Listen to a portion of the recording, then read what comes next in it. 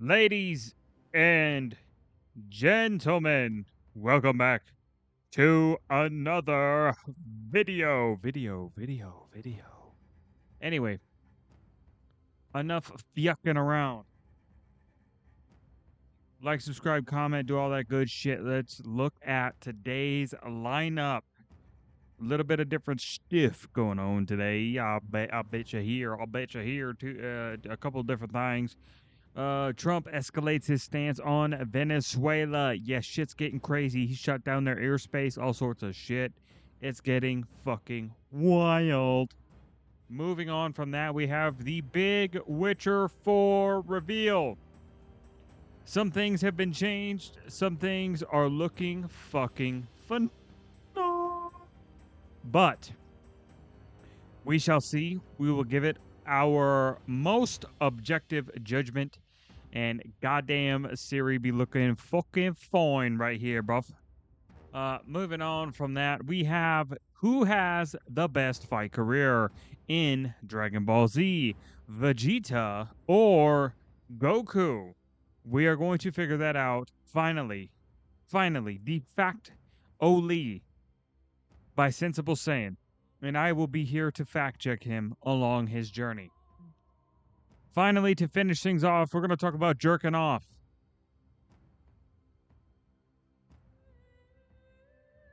All right. We let that one soak in? All right, cool.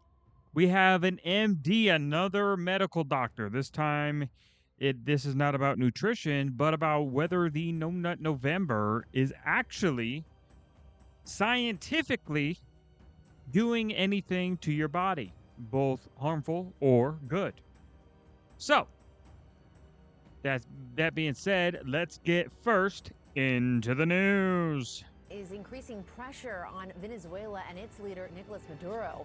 President Trump saying on social media airlines should consider the airspace over the country closed in its entirety. Closed? Trump this week designated no Amazon for you, bitches. Maduro and his allies as members of a foreign terror.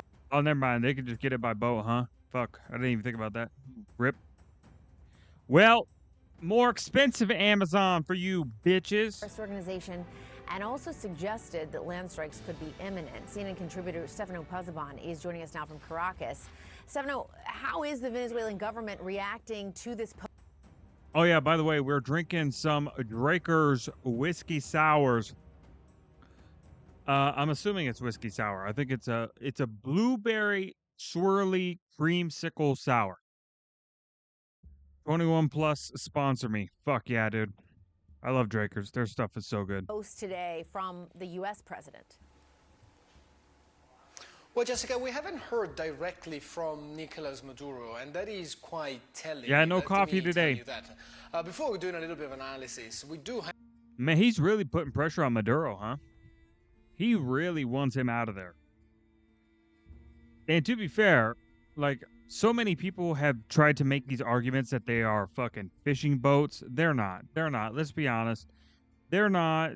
Our level of military intelligence surpasses almost any other country, if not every country. So, I would be more inclined to believe the military and whoever the guy fucking doing the shit is. What's his name? Is it Pete? Is Pete the one who's doing this shit? I don't know. I don't fucking know. However, I don't fucking care. I just don't want drugs in the fucking country, right? Eventually, I do want to have kids.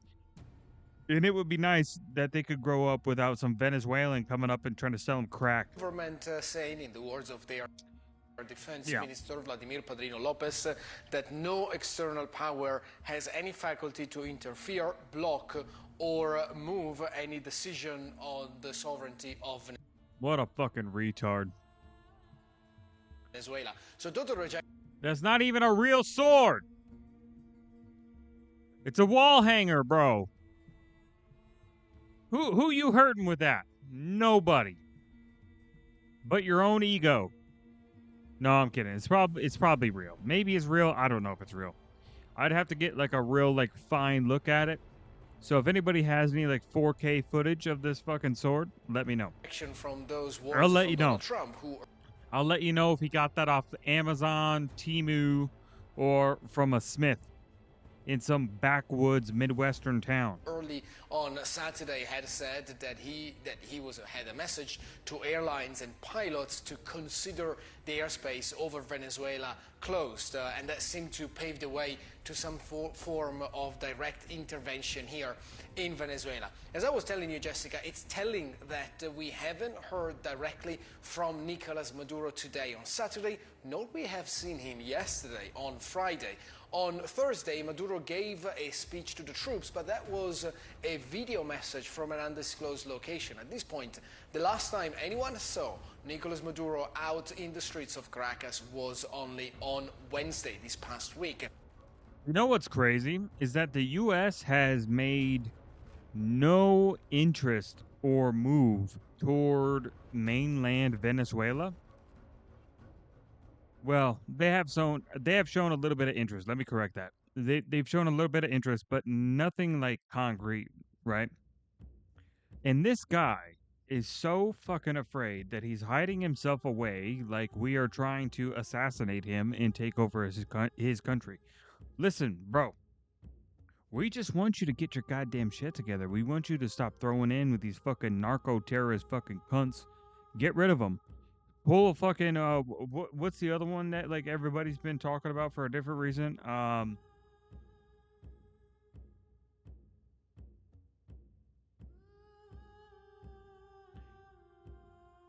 can't think of it.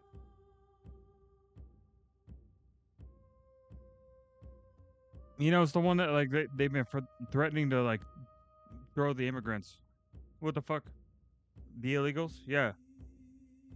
Yeah. What the fuck is that place called? I can't fucking think of it. I can't think of it. Whatever.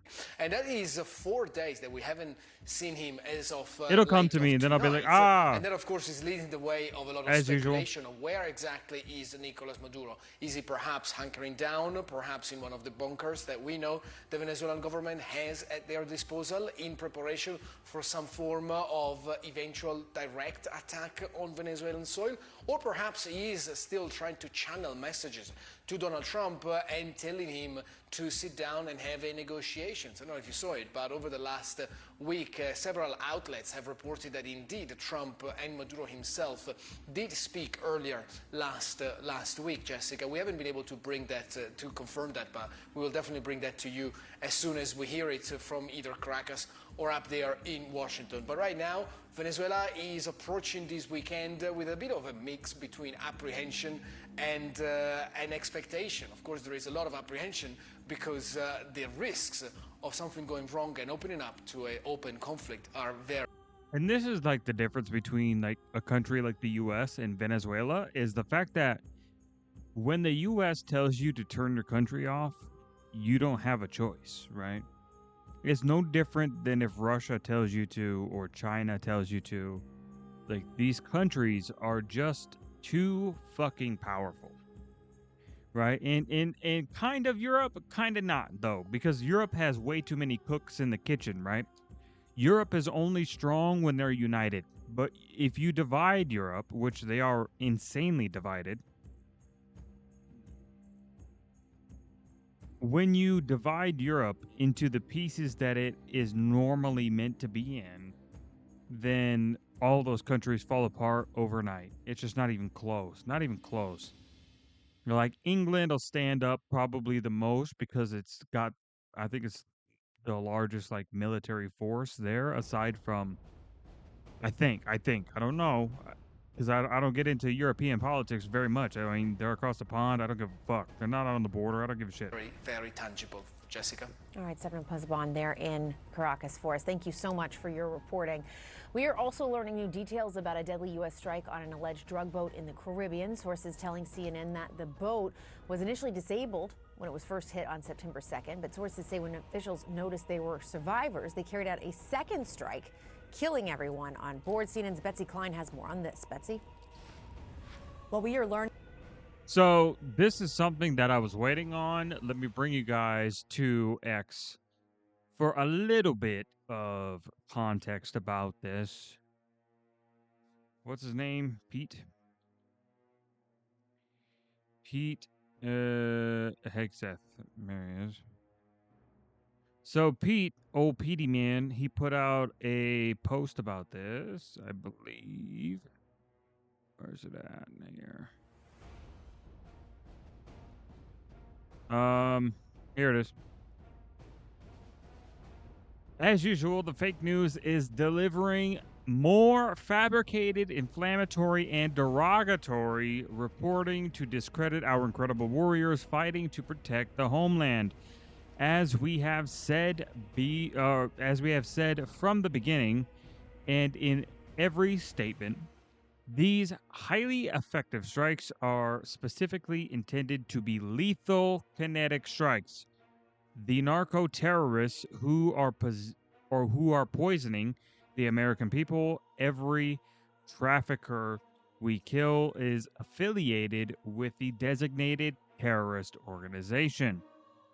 The Biden administration preferred the kid gloves approach, allowing millions of people, including dangerous cartels and unvetted Afghans, to flood into our communities with drugs and violence. The Trump administration has sealed the border and gone on the offensive against the narco terrorists. To be fair, in my opinion, I think Trump is going too soft. I think you need to go full on fucking like Civil War level fucking atrocity on these fucking people, right? Absolutely. If they do not want to capitulate, I think you don't waste any time. You just pop them and go, right? And that is probably the most fucked up thing I've said today.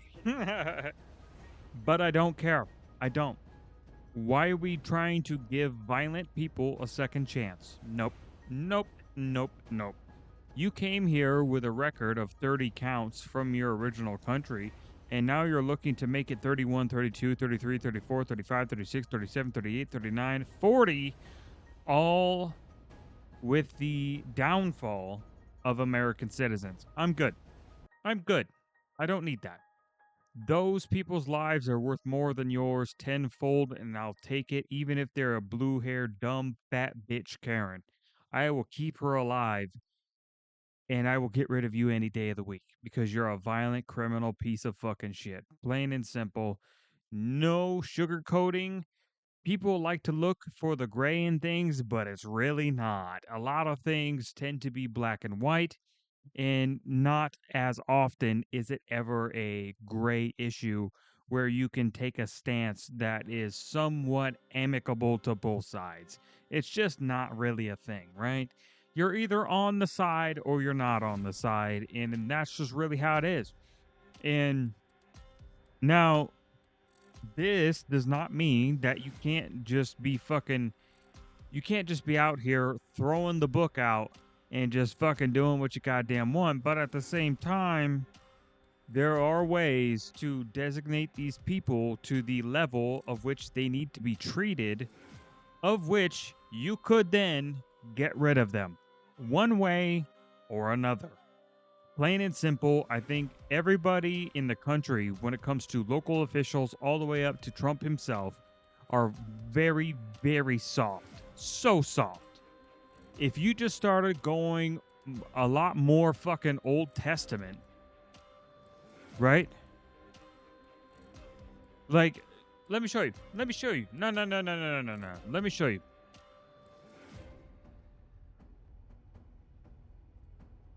Let me show you a little bit about my fucking culture.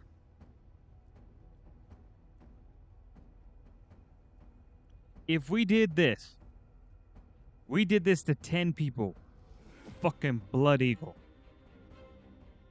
We did it to 10 fucking people. Crime stops overnight. And it doesn't matter what race. You can go through and you can find a criminal of each individual race. And you can Blood Eagle every single fucking one of them. And crime will stop overnight, less than 24 hours. Probably less than even fucking 2 hours. They will never go outside again. You'll see those McDonald's applications explode even more than they already have. Like, there will be so many positions, it'll be fucking insane. So yeah. And it worked. And it worked. Safe society. You want safe society? If you truly want safe society, then the rules have to be so fucking bad that you will fucking stake your life through the hardest, most punishing fucking job in the world in order to not have to go through that. Plain and simple.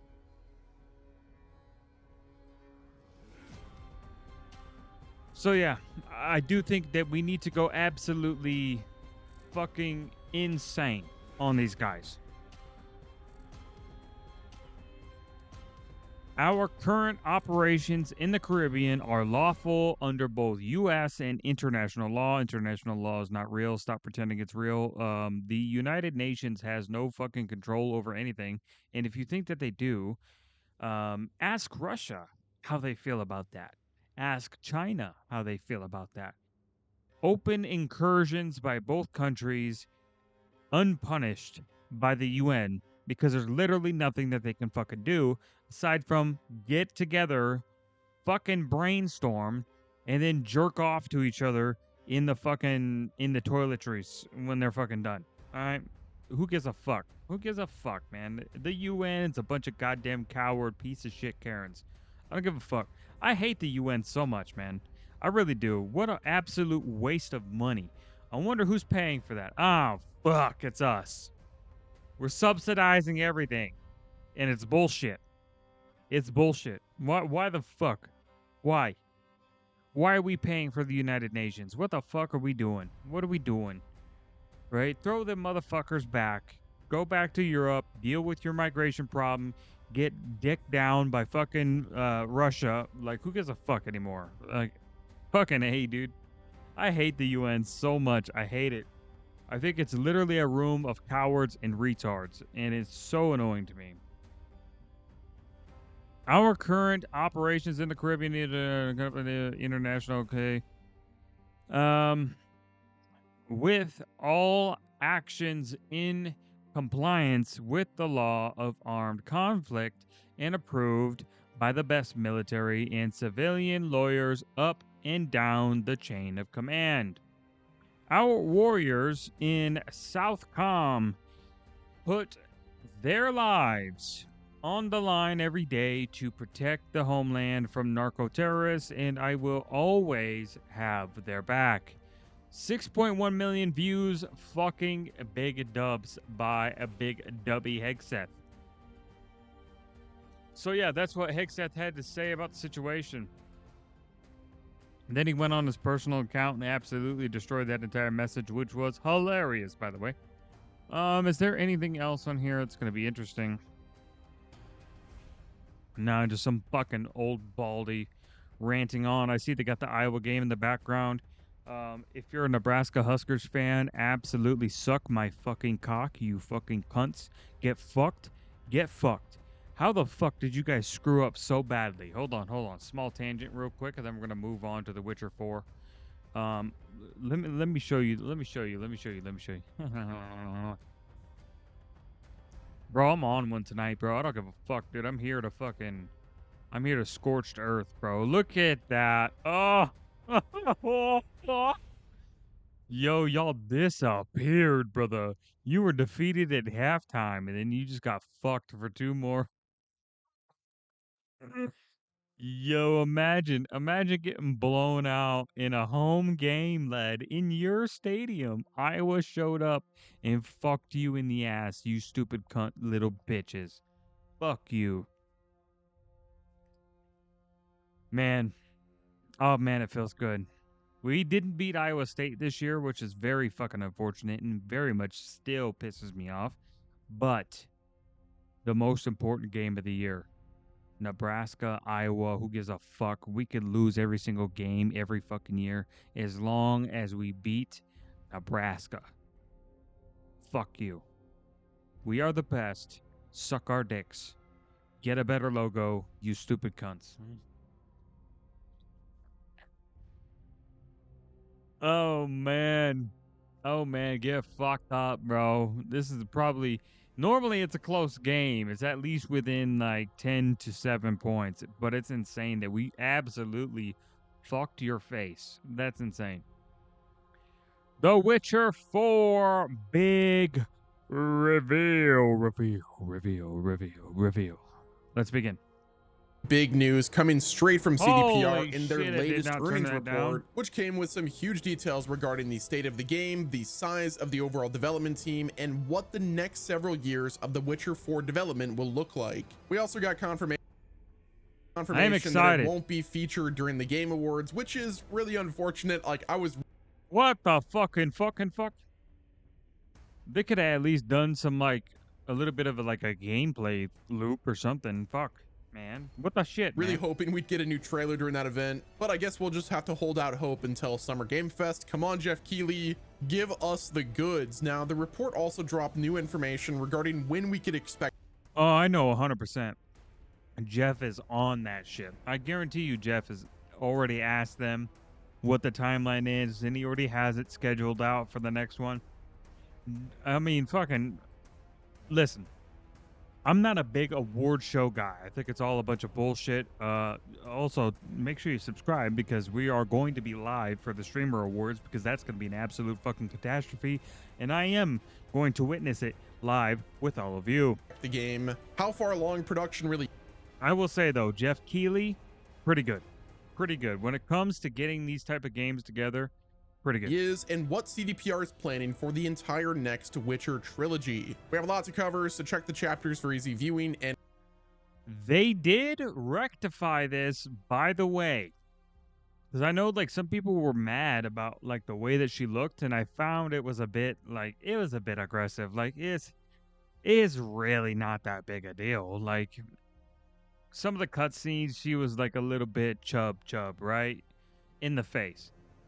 And I feel like that's just a cutscene render issue because in other cutscenes, she looks absolutely fucking phenomenal. So it's like, what are we doing here? So, but I did hear that they did fix that. I don't know if he's going to talk about that in this video, but I did hear that they did kind of patch that up a little bit and they kind of made it a bit more consistent. let's dive in. So the first bit of news comes straight from CD Projekt Red themselves during their latest earnings report, and this report is packed, I guess, where they packed a punch Earnings with it report? because they give us a lot of new information regarding The Witcher 4. CD Projekt Red has officially confirmed that 447 developers are now actively working on this next project. That is a lot of chefs in the kitchen, man. I really hope they don't screw this up. Which that right there is a gigantic team by any standard in the gaming industry, and it really tells us how important this next Witcher game is to the future. This always makes me nervous. If you told me there's 47, I'd be like, bet. Probably going to be a sick game, bro. Because there's a lot less of an opportunity for people to want to put their own 2 cents in, and I feel like having so many developers on it only works if they are all under the same understanding of how to build the game, right? But the minute that you tell them to get creative is when the problems arise, because then they're going to want to project themselves into the game in one way or another. And then that's where like miscommunications are going to start happening, and then the bugs happen, and then it's just a whole fucking mess, and it's crazy. Future of the studio. For context, It's no different than a literal kitchen. Like if you have 5, 6, 7 fucking chefs in a kitchen, and they're all trying to fucking make these different things and try to, put their own spin on a certain dish to kind of get a little bit of notoriety from it, right? They're gonna fucking butt heads all the fucking time. They're gonna work all over each other. They're gonna fuck each other's shit up, trying to fucking help each other out, or this and that or the other, right? Or fucking being, in some cases, malicious about it and sabotaging the other person to try to get yourself a one-up in life, because people tend to think about themselves more than anything else. So it becomes a problem. It becomes a big problem. that is larger than the team's mini studios use for AAA Yeah, releases. too many cooks in When the CDPR kitchen. Look at that. This is what I'm talking about. This is what I was talking about when I said that they're making it look more consistent. It's going to be consistent with this. She's fucking beautiful here. God damn. Puts almost 450 people on something this early in development. It really shows you that they're building this as a generational project, which, I mean, they really need this to be the anchor of the franchise. This is the new trilogy with Ciri at the helm, and first impressions are everything. Like, yeah, granted, you know, Cyberpunk 2077's first impression was bad, but it, you know, eventually got it to the point where like people respect it, and it sold 35 million copies, which that was. Well, to be fair, Cyberpunk was bad due to performance. The game itself was phenomenal. Holy shit. Unless you're Asmongold and you just haven't fucking finished the game because you're a little bitch, but you know. Was just announced recently, but they have to stick the landing with this next game, and I think having 450 developers on the Like, even this scene, I didn't mind this scene at all either. Like, yeah, she looks a little bit chub, but it's like, it's whatever, bro. It's no big deal.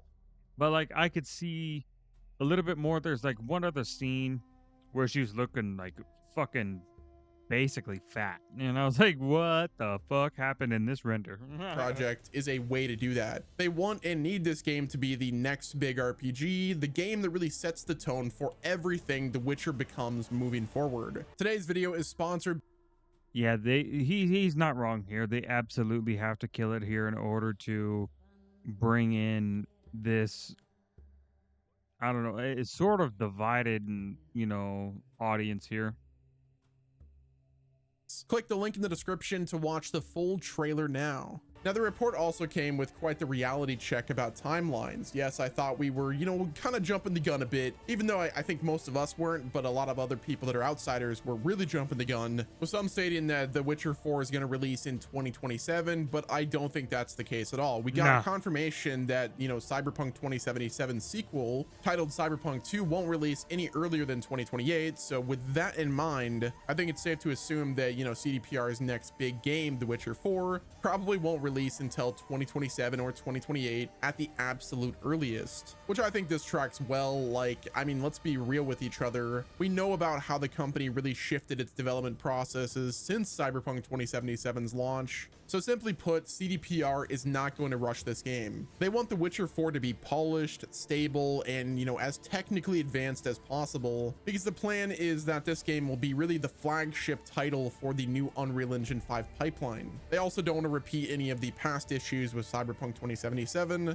and really, given the scale of the team, the shift to Unreal Engine 5, and the promise of a brand new trilogy of games, I definitely think taking their time is the best approach, which I'm sure we all can agree with. So what does that all tell us? Well, it definitely means that The Witcher 4 is really deep into the production cycle, and the next 2 years will really be where the biggest leaps in the development will happen. It also confirms that we should not expect any new trailers, demos, or big showcases anytime soon, apart from like the Unreal Engine 5 like tech demo stuff that we've seen over the past like few months.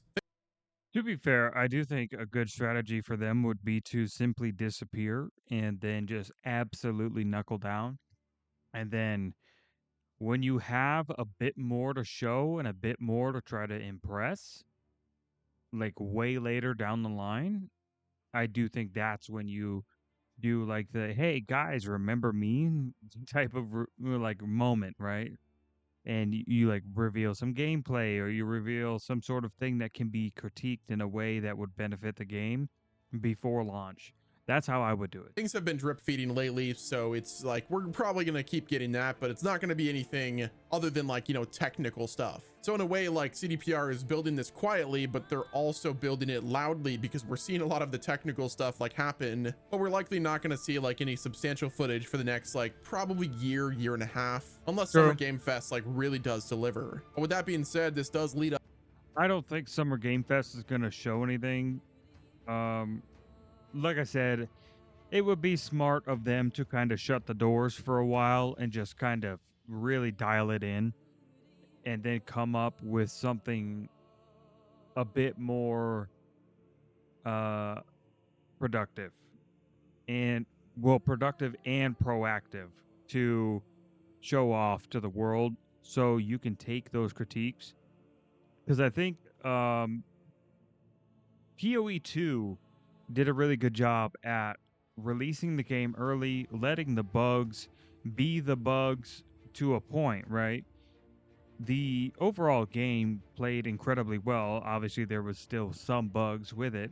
Granted, it's not even out of early access. However, point is that they released the game to be openly critiqued and allowed for the players to dictate the feedback, right? So you had veterans of the game, people who had played PoE 2, PoE 1, Diablo, those type of games where they were very experienced and kind of giving you like professionals level view of things, the veteran level view of things. And then you had people like me, and don't go watch that video. That video sucks dick looking back on it. But where I was a complete noob. I've never played Diablo in my life. I've never played any type of game like Diablo, like PoE, like World of Warcraft. I was not that type of guy. I was not that type of player. So when PoE 2 came out, I wasn't sure if I was going to like it or not, but I was like, fuck it, you know? They're putting this much work and this much communication in with the community. Surely it can't be bad. And I was absolutely correct. I have no idea how many hours I have in PoE 2, but I do know it's probably over 100 and it's definitely fucking amazing. Oh my God. I have like this lightning monk build, which is like fucking Wukong, where it's like my quarterstaff. I have this like fucking like decked out gothic quarterstaff, and it's absolutely fucking just gnarly with the fucking lightning spells. And there's only like one time where I can't remember what boss it was, but I was like really fucking stuck. Like I'm assuming it had like resistance to the lightning that I was using because I did like the like dial in on one thing strategy because like when I first made the monk character before the update, I was kind of like using a mixture of ice and lightning, right? So I would use, was it frost? What's the staff? What's the casting staff? No, that doesn't sound right. Anyway, I was using the ice staff, and I would freeze the enemies, and then I would just spam my my lightning moves, right? And then once I got low, like they would be frozen, so I would just fucking hit them with the fucking palm thing, so I can get the like the overcharge, and then take out a big group of enemies, right? That's how I was doing it, and it wasn't really. It did okay. It wasn't that efficient.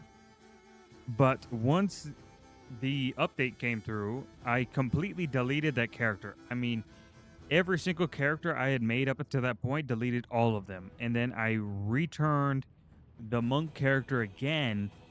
This time I dialed in only on lightning. I focused only on lightning. Well, lightning and chaos. Lightning and chaos. Because now I have a lightning chaos build and it's fucking insane. It's actually incredible. So I do like this curse, like chaos fucking bullshit. And then I use the lightning abilities to kill the enemies super quickly, setting off the curse, spreading it to the other NPCs. So my only goal now is to get a big group of like 50 fucking bad boys, right? And I hit the first line with the curse. I fucking kill a bunch of them. The curse spreads like wildfire, and I just spam my fucking little lightning ability. And I just get as many fucking people in that group as possible. I want there to be an army in front of me because the more the curse spreads, the more stronger it gets, and it's fucking nuts. It's so good. So yeah, I'm so glad. I'm so glad they do that. And I think there are plenty of games out there that could take that feedback from their player base and implement it in a way that's constructive. But I do think there is a bit of like, okay, so if you are CD Projekt Red, how do you differentiate which players to listen to, which players to not listen to, right? Because there are definitely people who are going to be bad actors who are going to try to put their 2 cents in the ring, right? And the people that I would focus on are the ones who come at it from the perspective of somebody who is going to be new, but they're a veteran at the game, if that makes sense, right? It's weird. It's weird to say it like that, right? But I want them to look at people who are veterans at that game style, right? But they are coming at it from the mindset of somebody who is brand new. So you know they're going to be good at the game because they play games like this all the fucking time, right?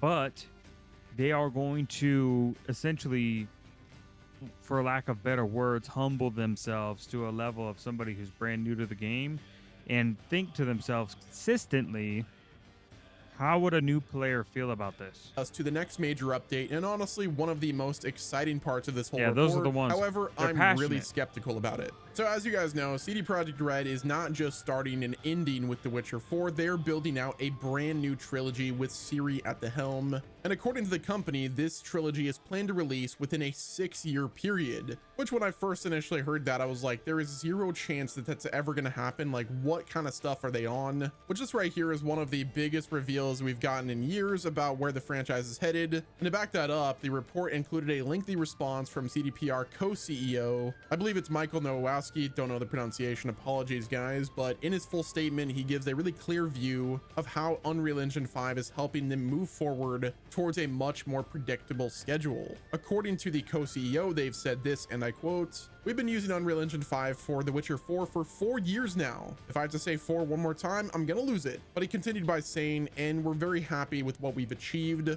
And I think you guys could have seen some of that with your own eyes with our tech demo reveal at the Unreal Engine Fest a couple months ago. And we're very happy with the results of that. We've already said that, but I'm always happy to say it again. And we're happy with how the engine is evolving through Epic Team's experts and how we are learning how to make it work within a huge open world game as The Witcher 4 is meant to be. In a way, yes, I do believe that further games should be delivered in a shorter period of time. As we had stated before, our plan is to launch the whole trilogy within a 6-year period. So yes, that would mean that we would plan to have a shorter development time between The Witcher 4 and The Witcher 5, between Witcher 5 and Witcher 6, and I think they could do this if they make a good enough foundation with The Witcher 4. They could absolutely just port over the assets, because if it's all set in the same cinematic universe, you simply change up how that universe looks with the assets you've already created. So it would make the development process essentially times 10, because it would speed things along so much, because you're probably building The Witcher 4 from scratch. Because The Witcher 3 is good, but it is not a good enough foundation to set a series on. Whereas, like, if The Witcher 4 is your pinnacle game, then you can't go backwards from here. Like you have to continue to push the envelope. And I could see a world where this ends up being a downfall and it leaves expectations too high.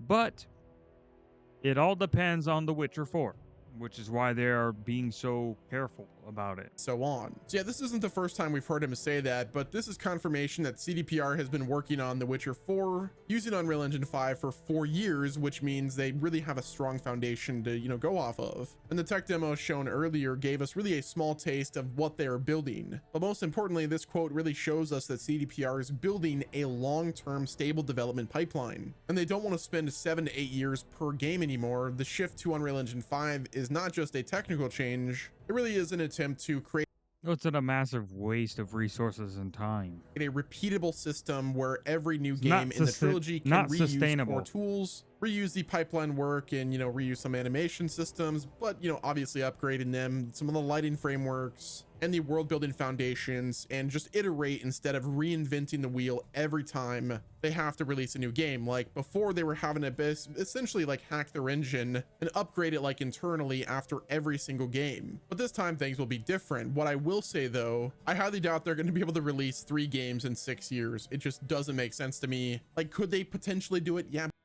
I don't think so. Not without massively splitting your resources if Cyberpunk is really a plan for you.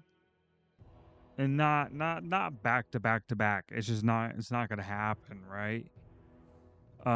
Not without, I think, a significant resource sacrifice to Cyberpunk in one way or another, which could lead to another 2077 situation.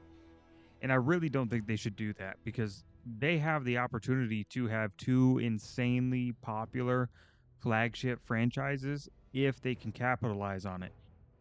But resource management is like their number one thing right now. Like that's the thing you have to worry about the most. Possibly, but again, I just don't see that being a thing at all. But if you kind of take a look at how other major studios operate, for instance, like Insomniac, they built a foundation with Spider-Man, and now they're able to release games much faster. Sony Santa Monica rebuilt everything for, God of War 2018, and that allowed Ragnarok to also release a lot faster. So this right here is what CDPR is likely aiming for. The Witcher 4 will take the longest because it's the game that, sets the stage and builds the That's exactly what I thought. full UE5 pipeline from scratch, but The Witcher 5 and The Witcher 6 will be able to use that foundation to release the games much faster. Now, the other huge part of this is the scale of the overall development team. If 447 people are working on The Witcher 4 right now, imagine what the team size will look like when they have multiple projects rolling side by side in almost a staggered format.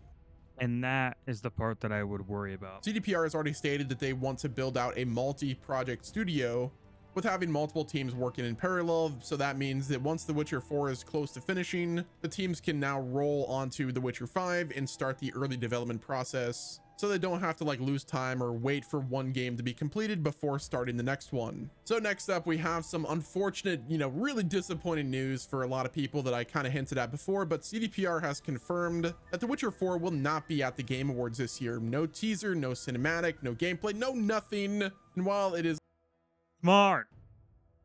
Fucking W. unfortunate, it does make a lot of sense. With the earliest release target landing sometime after 2028 or even in 2028, CDPR is not ready to show anything further. Now the good news is that skipping the Game Awards does not mean that we will never see updates. In fact, there are a few realistic windows for when we can actually see something next. If CDPR follows a similar pattern to how they revealed Cyberpunk 2077 and The Witcher 3, then we're really not that far away from a next reveal. Possibly summer of 2026 is my current theory. But again, The Witcher 4 is a massive project. It utilizes a new engine, it's shaping an entirely new trilogy, and it's really one of the most important releases that CDPR has ever worked on. So they're going to want to make sure that this game is right, and they want to make sure that every reveal is really effective. So skipping an early award show is not seen as a negative in my opinion. But that's going to wrap it up with this video, guys. Let me know what your thoughts are down in the comment section. Hit the like. No, I think there's a lot to look forward to. I think they learned their lesson with Cyberpunk, and they could definitely continue that to a place where you don't really have to worry about them as much anymore, I'm hoping so. I'm hoping we can get to a FromSoft level, cool. They're just gonna come out with bangers. We don't even have to think about it. You could just look forward to the next one, right? That's what I'm hoping for. But shout out West Nemo, man. Go give him a sub, give him a like. Fantastic video. I love these little discussion videos revealing all the new good shite. Moving on from this though, we have probably the most important video of the day. Who is a better fighter, Vegeta or Goku? Now, I'm gonna get me another beer, then we're gonna come back to this.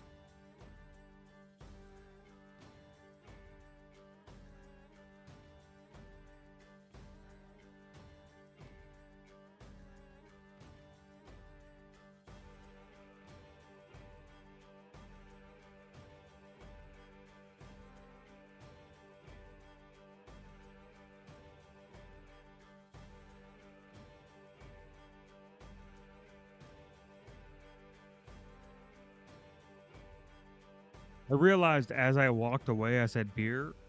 It's a sour. It's a whiskey sour. Where is it at? It's a sour, baby.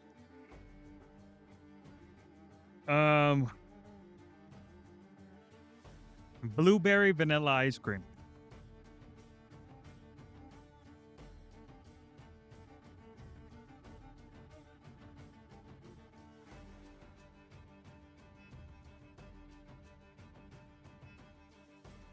All right, let's get into it.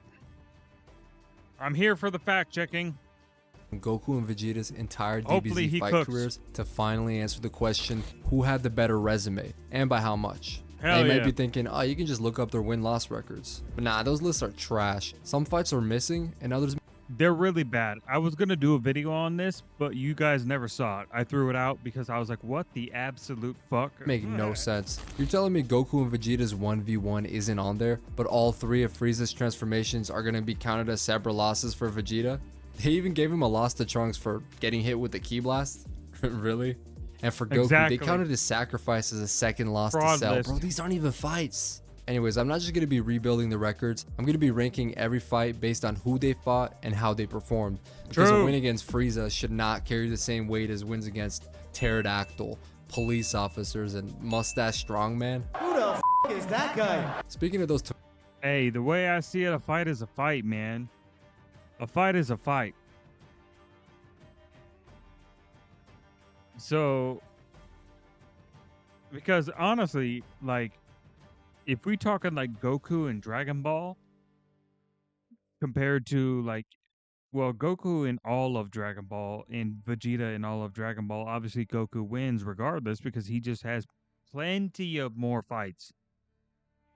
So it's just no way that Vegeta would even ever catch up unless you took Goku out of the series and Vegeta was the only one for the same amount of time of which Goku was the only one, right? tomato cans, I'm not counting Goku's OG Dragon Ball run. Right. It wouldn't be fair since we never saw Vegeta's pre-DBZ Exactly. record, even though we know he was out there saucing up entire species. So we're just going to call out their amateur records, and DBZ is when they turn pro. All right, True. here's how it's going to work. We're going to be ranking each fight using 3 criteria: the opponent level, the performance, and the context. Okay, context, performance, and opponent level. Gotcha. Adjuster. Opponent level is scored out of 10 and the scale resets Okay. after each saga. I'm not ranking across the whole show because that would make every fight outside of the Buu saga feel worthless. For example, True. you'd never rate Goku's win against Frieza lower than his win against Yakon. That's goofy as hell, even though Yakon's technically stronger. That's not how we see these fights, and that's not how the Z fighters saw them either. I do think there should be some inflation from saga to saga, so we'll bump it up by half a point each time. So the max score is 10 for the Saiyan saga, 10.5 for Namek, 11 for the Android saga, and 11.5 for the Buu saga. I feel like that keeps the integrity of the older fights while still respecting the power creep. Fair enough? Alright, performance is simple. How well they did, how good they looked. Max score is always going to be 10. And finally, the context adjuster. This one's important because fights in DBZ aren't always clean. If Goku scores an 8 for performance, but it turns out it was a 2-on-1 or a 3-on-1, I have to raise or drop that score to reflect it. Or let's say he was fighting someone who's a 10, but they were sandbagging or limited in the fight. I might lower the opponent level to a 7. After adjustments, I'll average the 2 main numbers for an overall fight score. Simple. Alright, I'm gonna Gotcha. So we're doing this like the judges style. All right.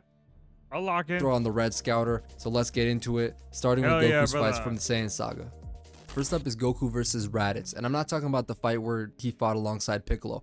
I'm talking when Raditz first pulled up The to the planet. 1v1s. For level, I'm going to give Raditz a 5.5. He's pretty middle of the road for the Saiyan saga. Even after the year-long training, he was still relatively in the same league as a lot of the Z fighters, so I feel like 5.5 is good. I mean, I guess that depends on what you call relative.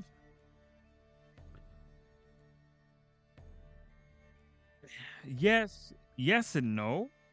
The only two like relevant Z fighters at this point are Goku and Piccolo. Because the other ones, they weren't even near like at the sauce that Goku and Piccolo were. So it's a yes and no.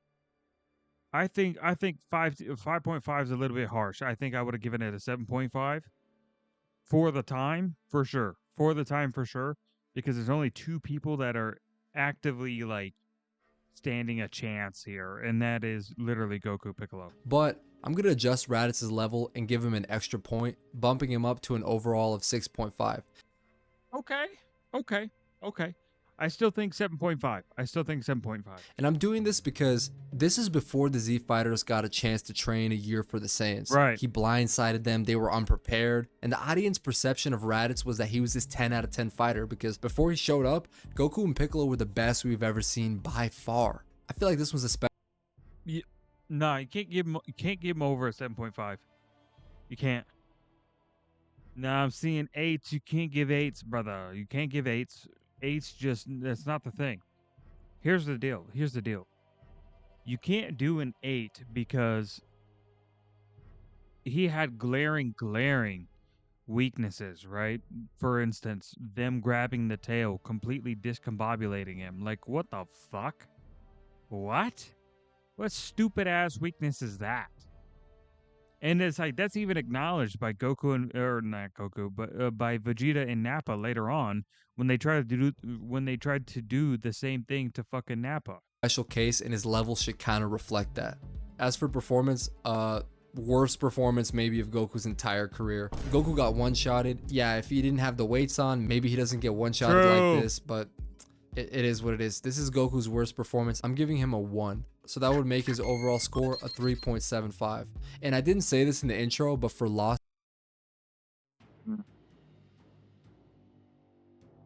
yeah, I can agree. I'm going to be reducing the score by a third, or 33%. So his overall score is actually going to be 2.51. I was going to reduce the score in half for a loss, but part of the lower score is already reflected in the point value the fighter gets in the performance field. So I feel like that was kind of overkill. A third seems just about right. And if the fight is a draw, I'm going to reduce it only by 15% because I don't want to penalize you too much for a draw. All right, next fight is again versus Raditz. This time it was Goku with the help of Piccolo and Gohan. Raditz is established as a 5.5 for level. Same logic as before, I'm going to bump him up by 1 point with the context adjuster to give him 6.5. As for performance, Goku definitely did a lot better here. He showed a new wrinkle to his game by curving the Kamehameha, his curve. What? Had Raditz sweating a little bit. Still got cooked in the hands department though, and he let go of Raditz's tail, which dings him a point, but he was pivotal in beating him, so I'm going to give him a 5.5 for performance.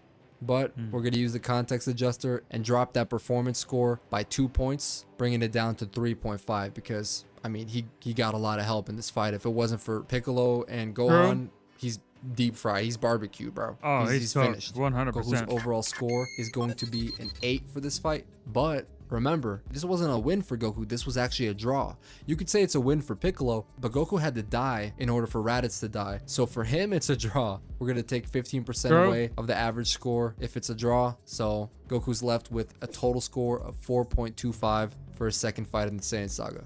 Okay, so his next fight is after the King Kai training when he pulls up in the battlefield and fights Nappa. Listen, Nappa was super elite for the saga. Like, he was just coming off beating basically all of the Z fighters in brutal fashion. Only had a couple of little hiccups along the way. I'm gonna give him an 8 for level. He was him, bro. He was him in the saga. And as for Goku's performance, he went from one of his worst performances of all time at the start of the arc to one of his very best with Nappa, and against much higher level competition. Dude, it was a humiliation ritual. I'm gonna give him a 9.5 for this performance. I think it was almost perfect, but oh, he beat the shit out of Nappa. Oh my god. But Nappa did start giving him some good resistance. Still though, amazing. One of the best performances, not just from Goku in the entire show in general.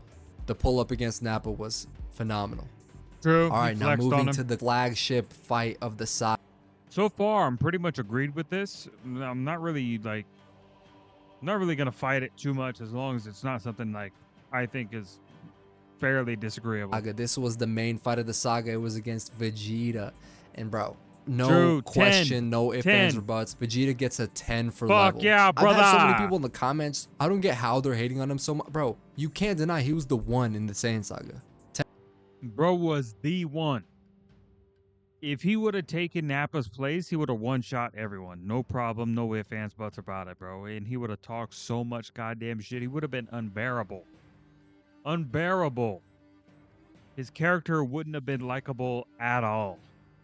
In this one, he found some humility into the fact that Goku was actually giving him a strong challenge, and that's insane. 10 out of 10. Goku, Insane. his performance here, definitely not as good as the Nappa one. It was mixed, okay? He had some very True. high highs, and he had some very low lows. The Kaioken ×3 beatdown was legendary work, and winning the beam struggle too. But he was only able to do that by completely overclocking and wrecking his body. And then he got absolutely annihilated by Grade 8 Vegeta. Didn't give up though, and really just did, I mean, almost as good as you possibly can do despite, you know, the overwhelming obstacle he had in front of him. I'm going to give him a 7.5 for performance. This was a very solid performance from Goku, despite taking the loss. So True. the average score is going to be 8.75. Since he did lose this fight, it's going to drop him down to a 5.25. And then we go to Goku's final fight in the saga. It was again against Vegeta, but this time it was with the help of Gohan, Krillin, and Yajirobe. The squad. As we established, Vegeta is a 10 out of 10 for level, but I am going to use the context adjuster and drop his level by 1 point because he was fighting a battle-worn Vegeta, which would bring him True. down to a 9, which I think is solid because this version of Vegeta still would have clapped Nappa, so 9 out of 10 seems solid. For performance, it's funny for performance. Goku was crippled and he didn't throw a punch, but he still played such a big role in beating Vegeta. He was the coach, he was the hype man, and yeah, he wasn't the one to throw the Spirit Bomb at Vegeta, which was a huge contributor to his loss, but it was still his energy that he generated earlier. So I'm gonna give him a 4 for his performance, and I feel like that's fair given the fact that he didn't throw a single punch. I don't think you can give him too much more than that. And I am going to drop this score by 2.5 points to adjust for the immense amount of help that he had in this fight. I mean, it wasn't the fact Oh, that yeah. Vegeta just For had to sure. fight 3 other people. It was the fact that one of them was his tail regenerated in the middle of the fight. There was leftover Spirit Bomb from the last fight. And he had to deal with somebody who he didn't even know Yajirobe was part of the fight. And bro pulled up on it. And bro pulled up on him twice. Dude, the second time Vegeta was heated, bro. Remember Yajirobe was like leaning back, kind of pointing at him, and he just looked just obese, just just pointing the finger in Bro. his face, laughing. But whatever. That's neither here nor there. Goku's total score for this fight is a 5.25.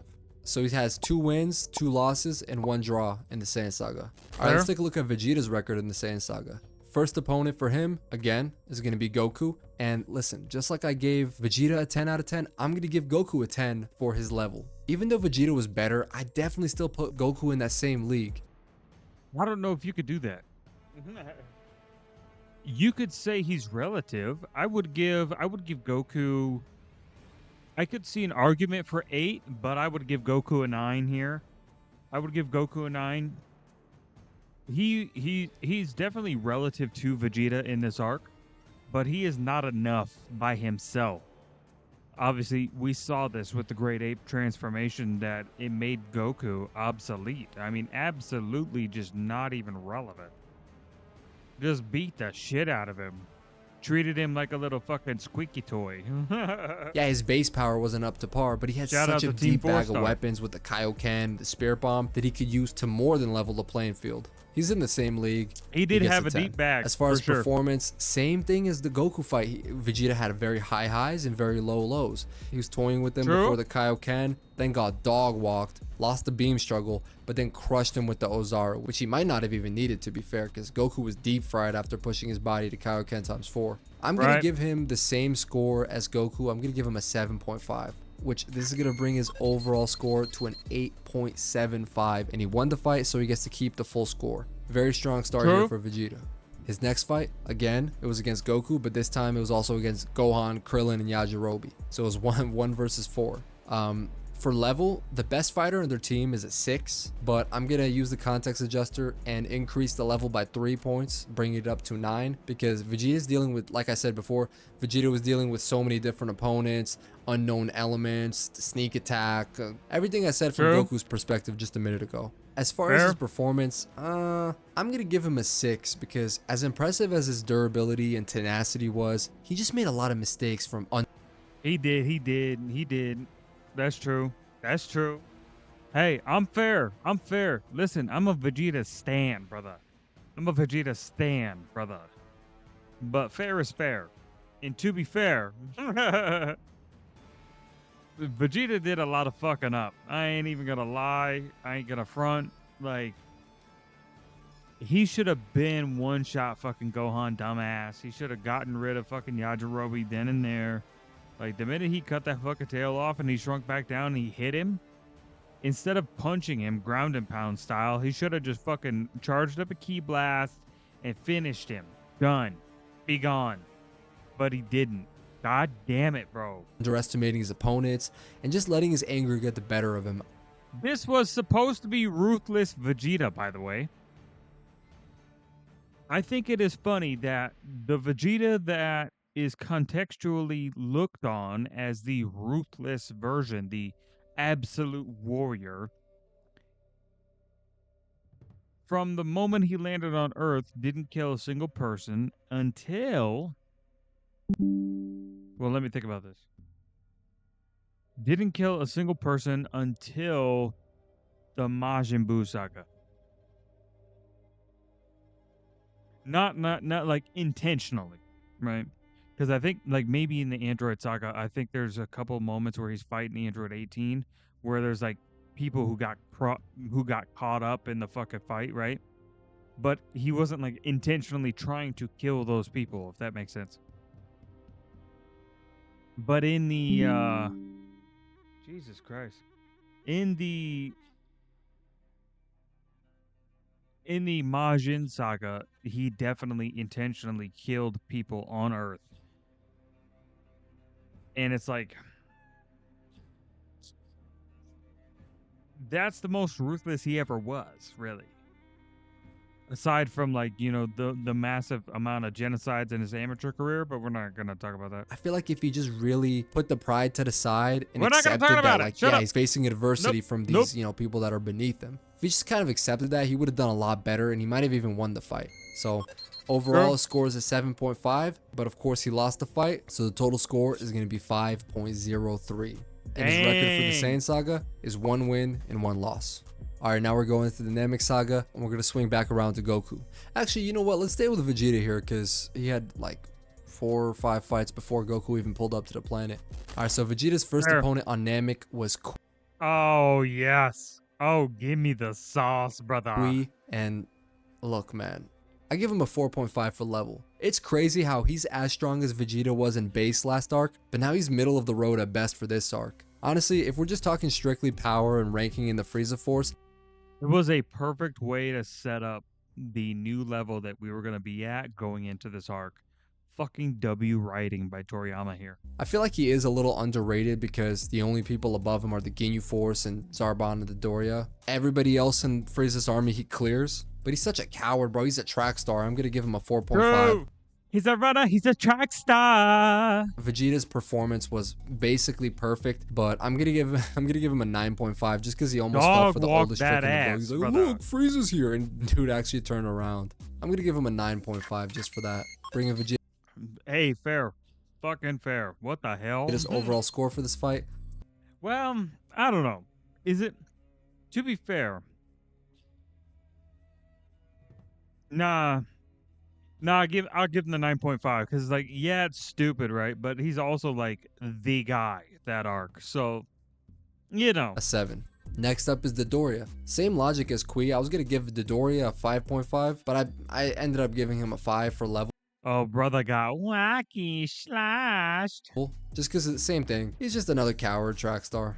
For performance, this was insane because technically he should be able to give at least a decent fight to Vegeta because their power levels were actually so close to even, but he's such a coward. He wouldn't even Brother was consider a- fighting oh, yeah, a guy he was- slightly oh, stronger fuck. than him. He had to know Vegeta was levels above him in skill. This is a perfect performance from Vegeta. It was a 10 out of 10, but maybe this is going to be the most controversial use of the context adjuster is I'm going to drop his performance score by half a point just because, and I know this isn't fair to Vegeta, but Dodoria barely trying and just running away right off rip, it does make this 10 a little less impressive that his opponent didn't even come close to going out on his shield. I don't know, I can already tell this one's going to be a controversial call. Bro, I can hear you typing. Stop it. Guys, this ain't. I don't know if it's that controversial, but I also don't think that Dodoria was at the level that people want to push him to. I think he's in a sort of like Kui situation where he was a bit overhyped, a bit like over pushed. Whereas like the true star of that arc when it came to the henchmen was the Ginyu Force and Zarbon. Because Zarbon had the transformation, right? I think if Dodoria was supposed to be more relevant, he would have had a transformation to go to, because that was kind of like the hint of the arc, right? Like this is what this arc is going to be about. Like you should never take anyone's power as what you perceive it to be in the moment, right? Because there's always something more that they can do. And Zarbon was the like poster child of that. He was like the, hey, guess what?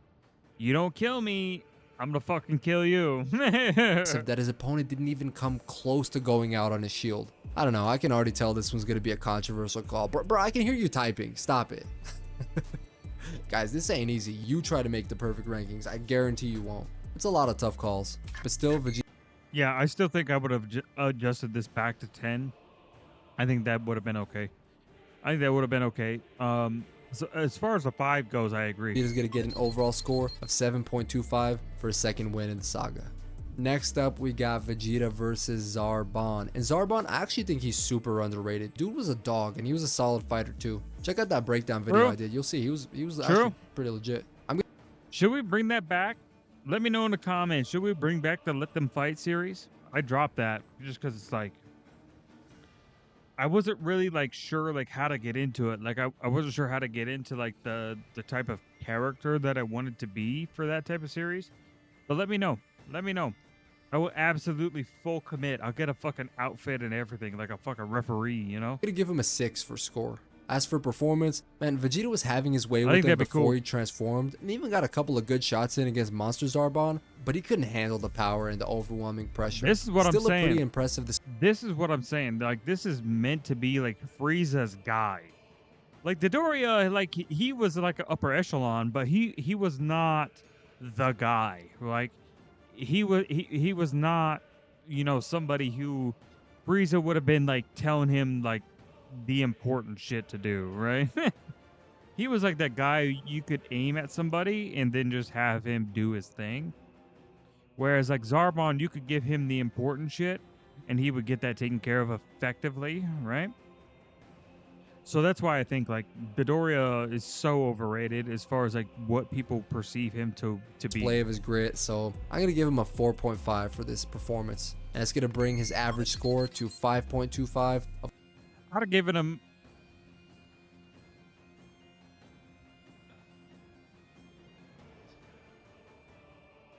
I think I would have given him a 5 here. Not that it would even have changed his score that much, but I think I would have given him a 5 here. Of course, he lost this fight, so his total score sits at 3.52 for the Zarbon fight.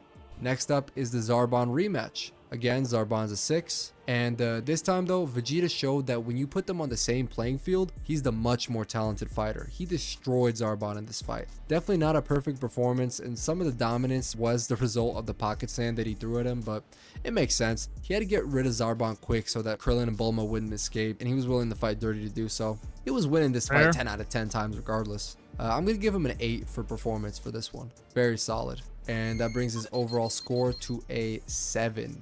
Next up is Vegeta's fight against Recoome. Listen. Oh, this is gonna be rough. Oh, this is when the streak of Vegeta L's begins. Oh no. Bro is about to go full WWE on this man's ass, brother. Fuck. I'm going to give Not the clear of the throat. Fuck. Recoome a 6.5 for level. He was definitely a cut above Zarbon. I could see if you want to give him a 7, but I think I'm comfortable with the 6.5.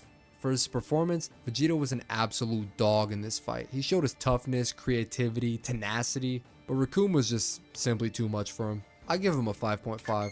That brings his average to a 6, and he lost this one, so it's going to bring him down to a 4.02.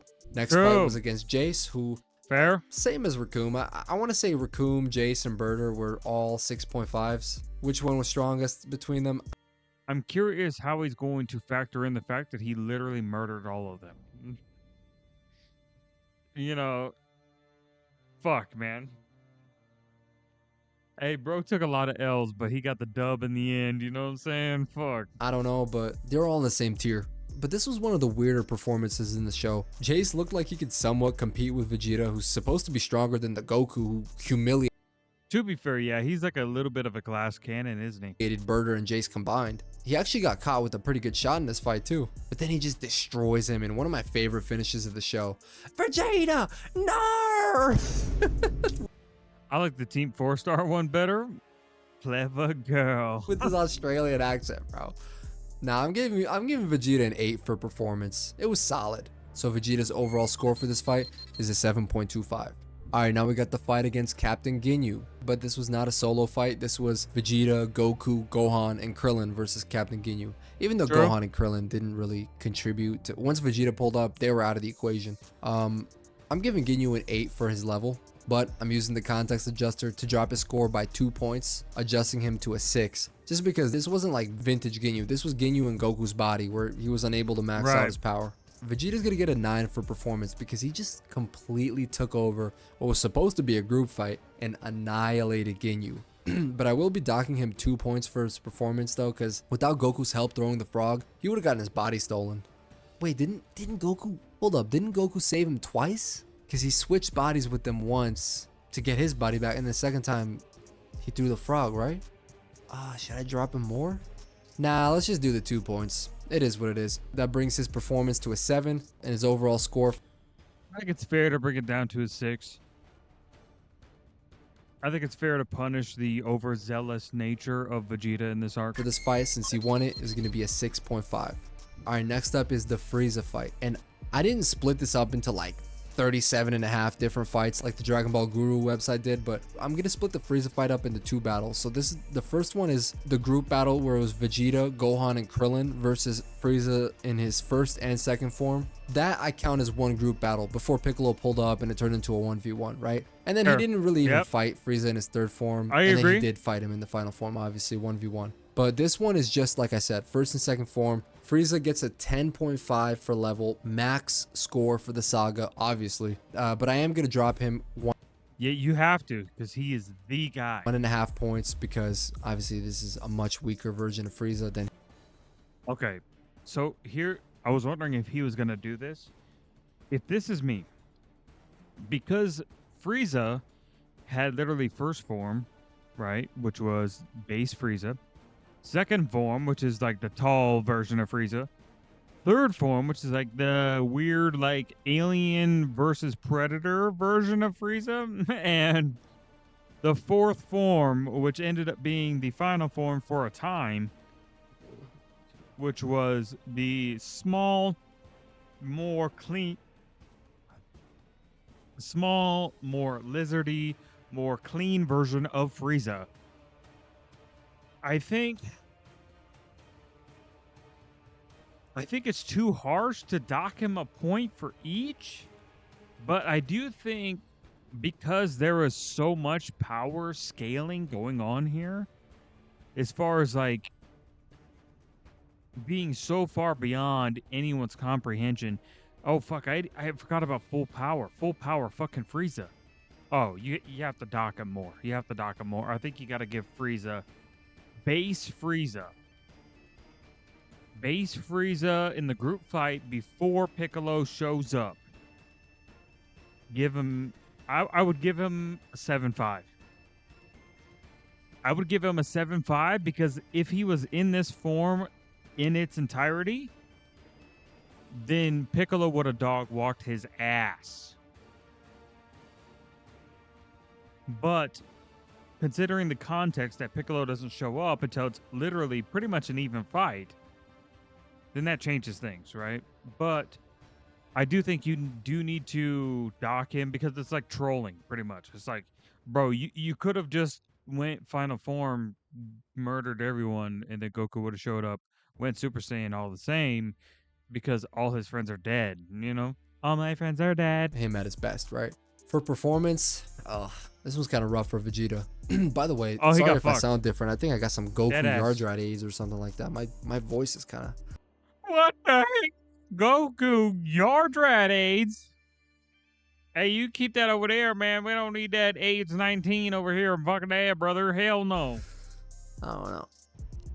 This one was tough. He did have a very impressive showing against Frieza's first form, but he crumbled when he transformed. Barely even tried to fight, aside from a ki blast to the back that did nothing. This Oh, Vegeta was petrified.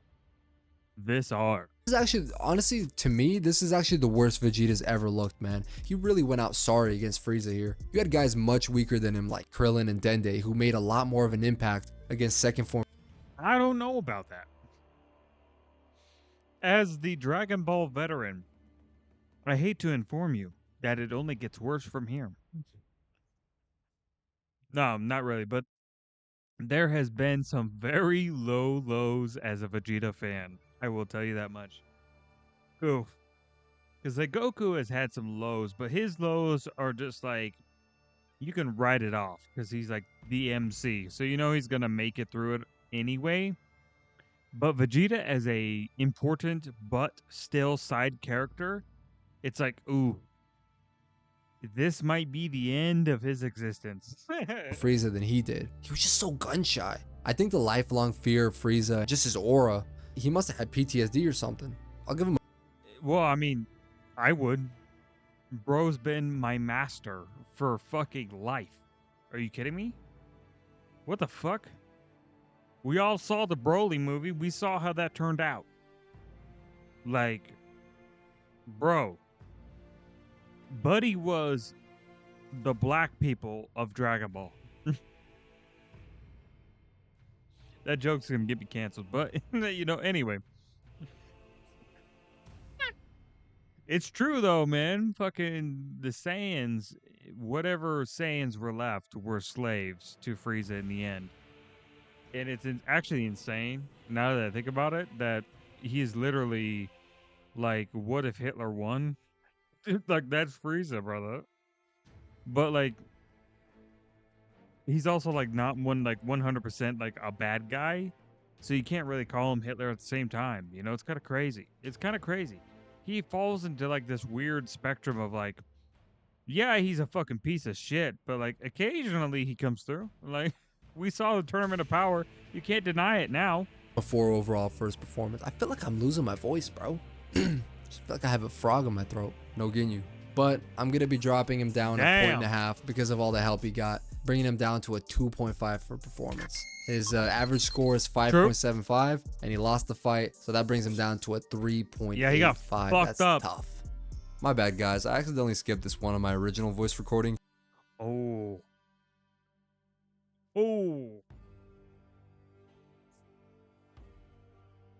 I think we can skip this. I think we can. It's like a 1. It's like a 1 for me, brother. Like in the scouter 1. Like, it's done. It's cooked. It's cooked. Fuck. Vegeta's fight against Final Form Frieza, I gave him a 10.5 for level, obviously, but I dropped him by half a point for sandbagging like crazy. Performance-wise, this Also, was Vegeta's worst loss ever, I think. I'm going to give him a 2.5 though, only because he saved Gohan from the Death Beam, and he made Frieza really have to lock in to bounce his final Ki Blast back. If you had it lowered though, I get it. Vegeta's record in I did. I fucking put that shit so low. I put it at a 1, bro. Absolutely embarrassed. the Namek Saga is 5 wins and 4 losses. Alright, let's move over to Goku's record on Namek. Goku starts Namek off strong with the fight against... Oh, he fucking dog walks Raccoon ass, bro. Bring back that Nappa ass whooping on Raccoon's Candias, brother. Raccoon. Like we established, he's a 6.5, and That shit was listen, wild, bro. flawless performance from Goku. He easily gets a 10 for this, just one-shotted him and didn't get touched once. This was actually a lot like the Nappa fight, except his performance was better, Hey, what'd I just say? but the opponent was worse. Again, relatively worse. Obviously, Raccoon is better than Nappa, but I'm just saying relative to their True. saga, which is Full how I'm scoring WWE the opponent on level, that which I already ass. mentioned that. So Goku's gonna get an overall score of 8.25 for this win. His next opponent is the combo of Birder and Jace. And for level, they're getting a 6.5, but since there's 2 of them, I'm going to bump them up by half a point, so they get a 7. Another absolutely flawless performance for Goku here, even better than the last one. He gets a 10. Namek Goku was different, especially when he first pulled up. They had so many opportunities to land on him and they just couldn't even touch him. This is one of the most humiliating losses in the show. Whoop that ass again. Oh, Goku's overall score for this fight is an 8.5. Next up is Goku's fight with Captain Ginyu. Ginyu being the second most powerful villain in the arc, he's an 8 out of 10. Solid power and very dangerous ability too. True. For performance, man, he underperformed for this one and it was all his fault. Super avoidable. He pretty much went 50-50 with Ginyu before using the Kaioken, but his performance drops a lot because of his poor judgment. His overconfidence and inability to pull the trigger really ruined him in this one. He could have had another Hall of Fame performance like he did his last 2 fights, but he just screwed it up. DBC characters and fumbling the bag, name a more iconic duo. I'm going to give Goku a 6.5 for this one, bringing his average to a 7.25. Of course, he lost this fight, so brings him down to a 4.86 overall. Okay, the next fight is again against Ginyu, this time with the help of Vegeta, Gohan, and Krillin, but really just Vegeta. Ginyu's level is an 8, but he's getting dropped 2 points because it was a much weaker version of Ginyu in Goku's body, so his overall is a 6. For performance, I'm actually giving Goku an 8 for performance. He didn't really throw a punch, but this was so impressive for me because despite being in such dire conditions, he was so clutch in this one. Got his body back and saved Vegeta from the body change. The literal opposite of the bag fumbling from the last fight. But I'm dropping that 8 down by 2 points, down to a 6, because he obviously had help from Vegeta, who's the muscle. Without him, none of it would have been possible. So he gets a 6 for performance, and that's going to bring Goku's overall score for this win a 6. That is true. That's kind of crazy to like looking back from like the current day Dragon Ball to the old like Dragon Ball Z, Frieza saga, fucking Saiyan saga. Like there was a time where like Vegeta was pushed to be the one that had the brains, and then in the Namek saga you saw a very emotional Vegeta where he thought irrationally, he thought radically, he was very impulsive, right? And you saw Goku kind of take on that kind of leadership, kind of, well, not stoic, but more of a self-assured role in the series, where he was the one making the decisions for the group type thing. And it's kind of interesting to see the dynamics shift, right? Because eventually Goku goes from his portrayal in the Dragon Ball Z version, where he's kind of portrayed as like this Superman type of fucking hero, right? Where he was always meant to be more of like this more childish, more fight sexual fucking character, right? So Dragon Ball Super, when that came out, it came back around to the point to where Vegeta is the more experienced, more knowledgeable fighter versus Goku's more childish but more like ideological fighter. Like he's more creative and he's going to be able to adapt more in a fight versus like Vegeta, who is a very hard practiced fighter. He threw the same punch 1,000 times, and that same punch is going to land 1,000 times more, right? Whereas like Goku's like, oh, I'm gonna try this, and maybe I can catch you off guard doing this, and then I'm gonna fucking run over here and do this. Like, I think they did the one thing that I because to be fair, I have a track record of absolutely shitting on Dragon Ball Super, and I will stick to that track record. However, there are good things about Dragon Ball Super, as much as I would like to clown on it. One of the good things, I think, is they built Vegeta a character, and they built Goku a character where they're no longer switching, but they are staying in 2 separate lanes, following 2 different ideology. It is kind of an ideology-based style of fighting. But Vegeta's is more rooted in practicality, where Goku's is more rooted in imagination, right? Goku's the guy who invents the thing, but Vegeta is the guy that perfects the thing, right? We see this in the series with Super Saiyan Blue, for example, where as Goku got creative and he managed to stack his Kaioken on top of Blue to get it to the level that he needed it to be, whereas Vegeta focused on Blue and he said, okay, how can I make this form practical for me to use? And that's how he discovered Super Saiyan Blue evolved, where it's similar to Ultra Instinct in a way where it holds in everything and releases nothing. And you have to kind of be in a different, not a completely different state of mind, but I would say like a state of focus. Like, 'cause when I look back on that fight, like, you didn't get like earlier Vegeta where he was a bit more like talky. He is a bit more braggadocious, right? This Vegeta was locked in. Like, there was a few moments where Topo tried to catch him off guard when he was in his destruction form, where Vegeta instantly responded and got himself out of it, and then locked in immediately. No fucking button words, no bullshit, just fucking did his best to push Topo into a corner to where he knew he had the breathing room again. I think that's interesting to see how these characters evolved over that series. So, as far as like character development, Dragon Ball Super did very good with that.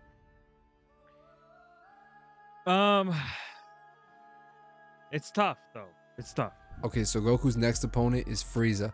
And yes, I'm splitting this fight up into two separate fights. Base and Super Saiyan Goku versus Frieza. It took a lot to get him there, for sure. Yeah. You know, these two felt like separate fights, and they kind of were, because what was supposed to be a 1v1 turned into a gauntlet battle with Piccolo, Gohan, and Krillin jumping Frieza and saving Goku countless times. So I had him losing by disqualification and then rematching Frieza as a Super Saiyan. So Goku and Base versus Frieza.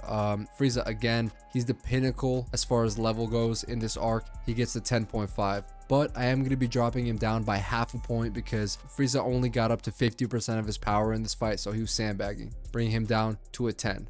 Goku performed about as well as anybody could have conceivably done against Frieza at this time, barring a miracle. And even though he was getting absolutely destroyed, just the fact that he was holding his own and had some really impressive moments too, despite the giant power gap, I'm going to give Goku a 6 for performance.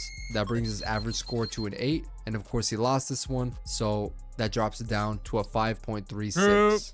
And his next opponent, again being Frieza, this time he gets the full mark, 10.5, no reductions, because this is Frieza at 100%. For performance, right? Look, in my opinion, this is the single best win in DBZ history. Bro, this one is still talked about among the Z fighters in later arcs. Frieza put up a great fight and showed his insane talent, but Goku kept chipping away at him and had elite composure, proved that he was superior. The way he had the most powerful being in the universe physically and mentally broken in the championship rounds was beyond impressive.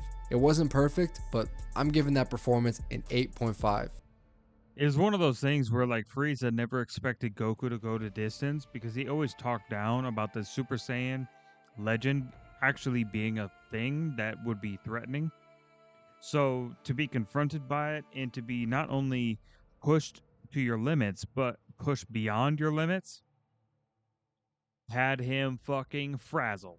And I'm actually going to use the context adjuster This shit here was crazy. to give an extra point to Goku because of, number one, just the sheer importance of the fight. And the fact that he was cool as a cucumber under insane conditions. Dude, the pressure he must have felt knowing that the planet was going to blow up and that he was the last hope, not just for his planet or his race, but for countless civilizations. Yeah, enough said. +1, he gets an adjusted score of 9.5 for his performance.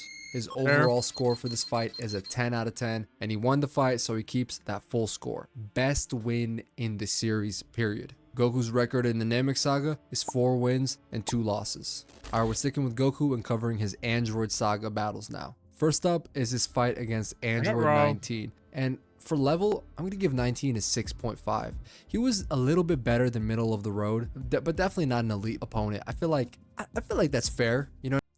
Yeah, if Goku didn't have that weird heart condition bullshit going on, Goku, I definitely think would have beaten What I him. mean, like Raccoon level, because No last arc I problem. gave Raccoon a 6.5. So for the Android Saga, 19 is probably the Raccoon equivalent. Obviously, this is the fight where Goku got the heart virus, but I think he still had a slim chance to win it, even with the heart virus. I mentioned it in my analysis video of the fight, but there was a moment where Jiro was like, "Oh, if 19 doesn't find an opportunity to absorb some energy soon, he's gonna start to malfunction." Yeah, it just wasn't vintage Goku, man. I'm gonna give him a 5 for his performance. His decision making wasn't the same, but of course, I am gonna use the context adjuster. Before you get your pitchforks up, I'm gonna adjust his performance by 1.5 points because his performance was a lot more impressive in mind given the fact that he had the heart virus. So he gets a True. 6.5. Average score is a 6.5, That's fair. but he lost it, so it brings him down to a 4.36. His next fight in the saga, we're jumping all the way to Perfect Cell. This man gets a 10.5 for level. First 10.5 since Frieza at his peak. That is true. I just realized that Vegeta has a lot of fights. Holy shit. Like, Vegeta is just fucking throwing hands with life. And I'm giving Goku a 7.5 for his performance in this fight. Beautiful display of skills from both fighters. Goku was at the absolute top of his game, going toe to toe with a more powerful, highly skilled, generational great like Cell. Even blew off his top half with the Warp Kamehameha. I will say though, Goku's got a great PR team because he was starting to look bad as he was gassing. And had he not quit, the perception of his performance wouldn't have been as good because you would have seen him True. getting pummeled. Still though, fantastic work, 7.5, giving him an average score of 9, and since he lost, an overall score of 6.03. Probably the highest score anybody's gonna get for a loss. Next opponent is the Cell Jr. For level, I'm giving them a 9.5. I can see the argument for a level of 10 just No, I wouldn't. power wise, but since they're minion type characters and they don't have Cell's regen, I'm gonna Right. drop them a little bit on points for that. And man, as for the performance, I know Goku was tired from his fight with Cell, but at this point he had time to catch his breath, get back some of the energy he lost, so I was expecting a little bit better performance. I guess that just goes to show how hard he was redlining his body to keep up with Cell in the last match. But he did really bad. That was an abysmal performance. I'm gonna give him a 1.5, but I am gonna give him an extra 1.5 because He did absolutely get bullied, to be fair. he wasn't even close But then again, so did everyone. to his best, but still I wanted to see a little bit more. He gets a 3 overall for performance. Scores averaged out to 6.25. With the loss, drops down to a 4.19. Final fight for Goku in the saga is against Super Perfect Cell, who's getting a perfect score of 11 for the arc. And this was Goku with the help of Gohan, Vegeta, Piccolo, Tien, Yamcha, and Krillin. It's kind of ridiculous. Honestly, even just adding this fight onto Goku's record is going to be super controversial because he was Yeah, I was gonna say, this is a bit weird. Like, this is a Gohan record fight, in my opinion. In my opinion, I think it's a Gohan record fight. And then like Goku is just another player in the fight aspect itself. But like, I don't know, it's kind of weird, man. It's kind of weird because they don't even fight here technically. The only time Goku shows up is to teleport him away so he blows himself up. was Right? literally dead. Listen, if you disagree and you feel like this should not be on his record, I totally understand. But I am going to include this as a team battle for him. I don't know, it just seems like it's a special circumstance for me. Even though he physically Nah. That's cap. That's cap. That's cap. wasn't in the battle, he was coaching Gohan all the way through and played a key role in helping him beat Cell here. Without Goku, they don't beat Cell. You feel me?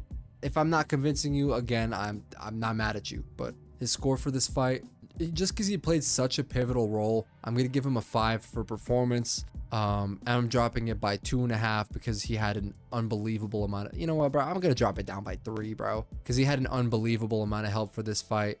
And not gonna lie, I might be glazing a little bit here giving him this win, because just the more I think about it, this is just ridiculous. He wins against Super Perfect Cell. The man was dead. I'm telling you, bro, I'm telling you, some of these are tough calls. I feel like it's damned if you do, damned if you don't. So Nah, I don't really think so. I think you keep it off the record. I really do. This is a Gohan win with a Goku assist, in my opinion. And a Vegeta assist, and a Yamcha assist, and a Tien assist, and a Piccolo assist. who else got involved? I don't think Trunks wasn't involved. Trunks got murked at this point. So yeah. All of the Z fighters, Krillin. If you're gonna cook me in the comments, I'm not mad at it. You can cook me in the comments for this one. Goku gets an overall score of 6.5 for this win. Alright, Goku's record in the Android Saga is looking a little bit rough. 1 win and 4 losses. And that 1 win is very controversial too. A lot of people say like, oh, this was him taking a step back. Nah, bro, he tried. He just wasn't him in this arc. It just is what it is. Like, he had amazing moments. True. It just wasn't him. Meant to be Gohan in this arc. It wasn't his time. Like 1 and 4. Let's go to Vegeta's record in the Android Saga. Oof, here we go. First fight was against Android 19, and Whoop we that already ass. established him as a 6.5. But I'm actually going to use the context adjuster to give him another half a point and make him a 7 because he's just coming off a win against Goku, who's the reigning, defending, undisputed champ. And he took energy from him. So this version of 19 not only had the extra aura, but he was physically stronger than the one that Goku fought. Performance-wise, this was one of Vegeta's coldest performances ever, bro. It was basically perfect. Absolutely dismantled 19 and maybe the most humiliating and satisfying defeats of the entire series. The only thing I knock him for is letting his energy get absorbed by the android. It just wasn't a smart move, but it turned out not to matter at all for this fight, so I'm not going to fault him too much for it. He gets a 9.5 for performance. This was actually a hell of a win. Vegeta's overall score for this fight was 8.25. His next opponent was Android 18, and I think Got that ass whooped. I mean, he put up a fight for a little bit. To be fair, they went back and forth for a hot minute, but a Super Saiyan battery does not keep as long as an Android 18 infinite battery. 17 and 18, both of them, I'd put both of them at an 8 for their level for this arc.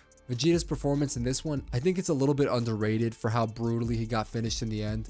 He True. definitely had his moments and showed that he was still no slouch power-wise, even compared to what was, at the time, the biggest threat we've ever seen. But he was going to lose this one regardless, mainly because of the stamina issue, but he could have performed better if he fought with a cooler head. I'm going to give him a 4, bringing his average score to a 6. I think that's a bit aggressive. I think the 4 is a bit aggressive. I give him a 6. I give him a 6 for the way that he went out because he did get absolutely fucked up in the end. But I would have given him a 6 in overall performance, bringing that total up to 8. And since he lost, that drops him down to a 4. Okay, so yeah. So if he was at 8, it would have been like a 6.02. 0.02 for the fight with 18. Next opponent for Vegeta is Semi-Perfect Cell, and I'm going to give him a fighter score of 9. I know he lost aura after the just TM Tri-Beam Spam Festival, but this man was still an absolute threat. The way he just toyed with 16 and 18 like they were nothing was crazy. This was basically a flawless performance by Vegeta. Didn't I just say this 19 was the most humiliating? This is probably the most humiliating defeat a villain ever took in the show. Vegeta outclassed him in power, speed, skill, timing, everything, bro. And Just right in front of the whooped fighter he that just ass. lost to in his last fight, who's been running scared of Vegeta's opponent. This was definitely his peak in the saga and one of the coldest moments Right. in the show. 10 out of 10. This was an amazing win for Vegeta. He gets Hell an overall yeah, score brother. of 9.5 for this win. Right after this fight is the fight with Perfect Cell. Again, Perfect Cell gets a 10. Oh, that whoop ass, bro. Fuck. Vegeta takes so many L's in Z, bro. 10.5 for level, and man, he got absolutely. This performance started off like the Frieza one, cat and mouse game by Cell, just humiliating Vegeta. Probably as get back for how bad he just got done in his last form. But I'm gonna give Vegeta a 4.5 for his performance, terrible as it was, just because of how cold the final flash was. True. If Cell didn't have the ability to regenerate, and this seems to be the going theme for villains against Vegeta, is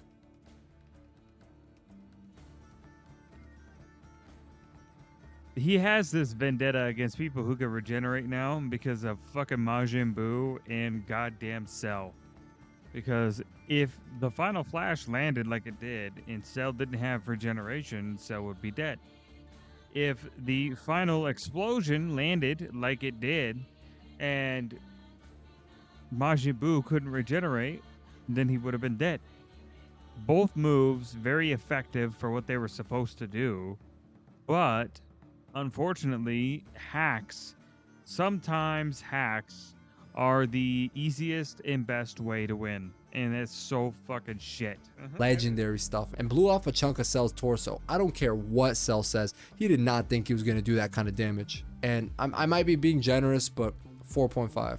I'm gonna get glazed comments. Oh, you're glazing Vegeta. Like, I haven't glazed Goku like 70 times already in this video, bro. I swear, dude, I don't understand the Vegeta haters. Obviously, I don't understand the Goku haters either. But there's something about Vegeta to where, like, you just start to get gremlins in the comment that just don't want to see you give him any credit where credit's due. It's weird, bro. It's really, really weird. It's goofy as hell. His average points for this fight is a 7.5, but he lost, so it goes down to a 5.03. Next opponent is the Cell Jr., who again we established is a 9.5 for level. I maybe should have looked at this fight a little bit closer before doing this list, but I know that Vegeta held his own the best out of all the Z fighters. Except for in the anime only, Piccolo was putting in work. Still, I think Vegeta and Trunks were the only two still standing, and he was going 50-50 with the Junior. I'll give him a 6. True. That's where I think he's at. 7.75 average, which is going to go down because he lost this one. It's going to go down to a 5.19. And here we go. Next opponent is Super Perfect Cell. Super Perfect Cell is going to get the perfect score of 11. And Vegeta's performance was just terrible, bro. He got deep fried, barbecued, sauteed, filleted, minced, baked, air fried, grilled. I don't know, everything by Cell. Credits due to him though. He made Cell in his prime brace for impact. That was a nasty ki blast by Vegeta. You guys remember? Even Gohan was like, dang. I hope he brings this up, but there is that final ki blast too that gave Gohan the upper hand, like the opening for the upper hand. Just saying. Once again, the ki attack is going to save Vegeta's performance score from completely tanking here. I'm going to give him a 3, bringing his score to a 7. See, this is where the mistake gets put in, right?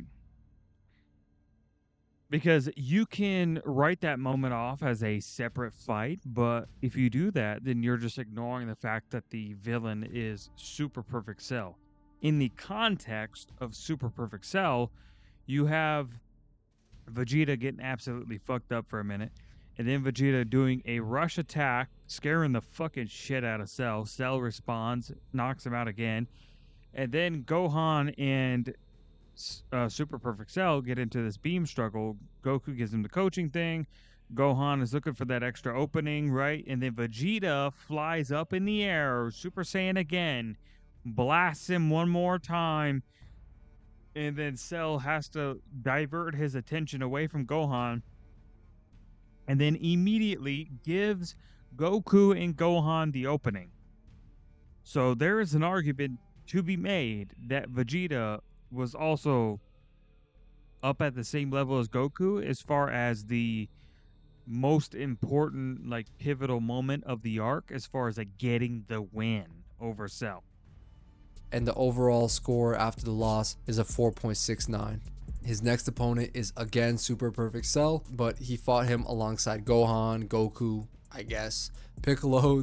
Okay, so he is counting this separately. I would have just made it all one thing, but I can see where he's counting it separately if he gives it the same justice as he did the Goku thing, right? Tien, Yamcha, and Krillin. Aside from Gohan, Vegeta played the biggest role in defeating Cell. Once again, he banged him with a nasty ki blast. Bro, look at the Bambi legs. Cell's gotta hate this dude at this point. He's gonna be having nightmares about Vegeta's ki blast at hell. That's 3 times now he's clipped him and embarrassed him in his perfect form. And I'm dropping the score down by a 1.5 because without Gohan, this was not possible. Vegeta gets an overall score of 7.25 for this win. Now, hold up. What did he give Goku for this? This is where the unfairness is gonna kick in, and like people are gonna get mad at you in the comments. By the way.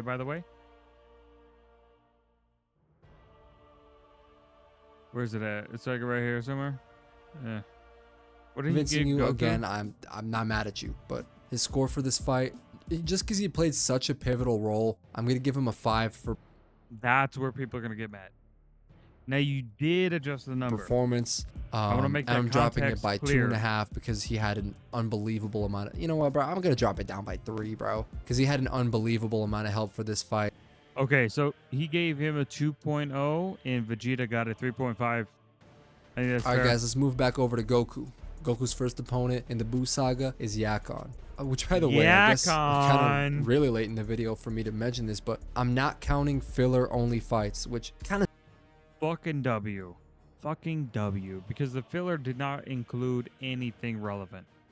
sucks because I did want to rank the PyCon win for Goku, but it opens up too big a can of worms and it's just going to dilute the stats too much with wins Right. against Squirtle, 4-foot bald dude with a beard, Caterpillar, and other Yeah, literally fucking Black Krillin. Black old Krillin. tomato cans are just going to hurt his record. So it's just best to keep the True. Otherworld saga out of the records fully. But yeah, anyways, Yakon was decent, man. He wasn't a complete can like Babidi's other soldiers, aside from Dabura. I give him a 5. Goku had a good performance, had a very impressive finish at the end of the fight. I'm going to give him an 8 for his performance, though. He could have made it a little bit cleaner, and Yakon was giving him good resistance before he murked him with Super Saiyan 2, so I feel like 8 sounds right to me. Goku's going to get overall score of 6.5 for this win. His next fight was against Majin Vegeta, my favorite fight in the series. Check out the This is where the controversy is really about to start. How do you count this? Is it a draw? Is it a Vegeta win? Is it a Goku win? Who knows? breakdown I made for it if you haven't already. Vegeta was an absolute beast of a fighter and a powerhouse, but definitely at least a notch below the elite in this arc. I'm gonna give bro an 8.5. I think that's pretty on point for him actually. Because remember, this arc, the max score goes up to 11.5. Goku had a great showing in this fight, but Vegeta was just a step ahead, man, especially early on. Goku rallied back in the championship rounds, but it wasn't enough. I'm going to give him a 7 out of 10 for this one because this was still very good and one of the highest scores you'll get for, still losing a fight. Of course, as we all know, Goku was sandbagging heavy by not using Super Saiyan 3 at the start. Yeah, that fucking bitch. So I'm going to use the context adjuster and give him a +2 for his performance. I feel like that's a good compromise. Or his average score is an 8.75. And with the loss, it drops down to a 5.86. He counted it as a loss. Now, see, this is where me and him differ a little bit. I would have counted it a no contest. Not a draw, not a win, not a loss. It's a no contest.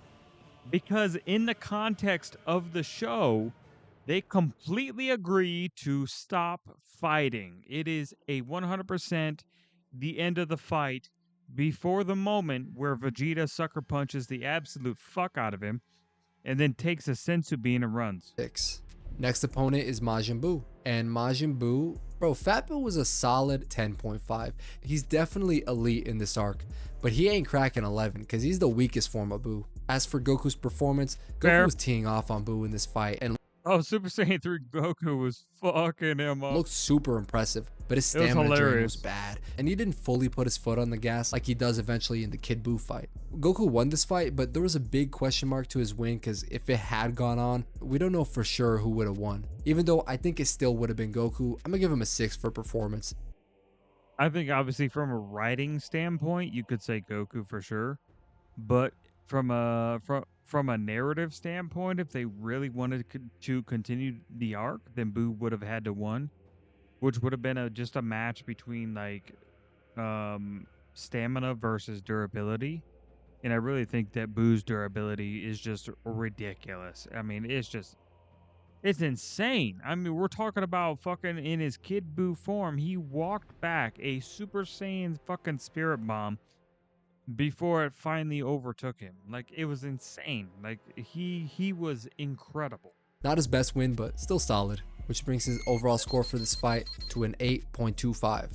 Goku's next opponent is going to be Kid Buu, and this is I'm splitting the Kid Buu fight up into 2 separate fights because he first had a 1v1, then he had to take a break, and then obviously it was the gauntlet match, right? But yeah, I'm going to give Kid Buu an 11. It's a rare case in DBZ where the final villain actually isn't the strongest villain, so I can't give him the max score, but sipping on that green tea, man. Damn.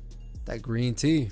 Goku's doing really well in this fight while he lasted, but he had to forfeit to take that minute break to gather energy. And by the way, that minute wouldn't have even helped him because he actually burned out while trying to gather ki. If he didn't have Vegeta to, tag in for him and he had to keep fighting, he'd have gotten destroyed in that minute. Kind of like against Perfect Cell, Goku's PR team kept them from getting embarrassed in this fight. I'm giving him a 6.5 for performance. And honestly, that might be me being generous, which brings his average score to an 8.75. And of course, he lost this fight, so he gets a 5.86.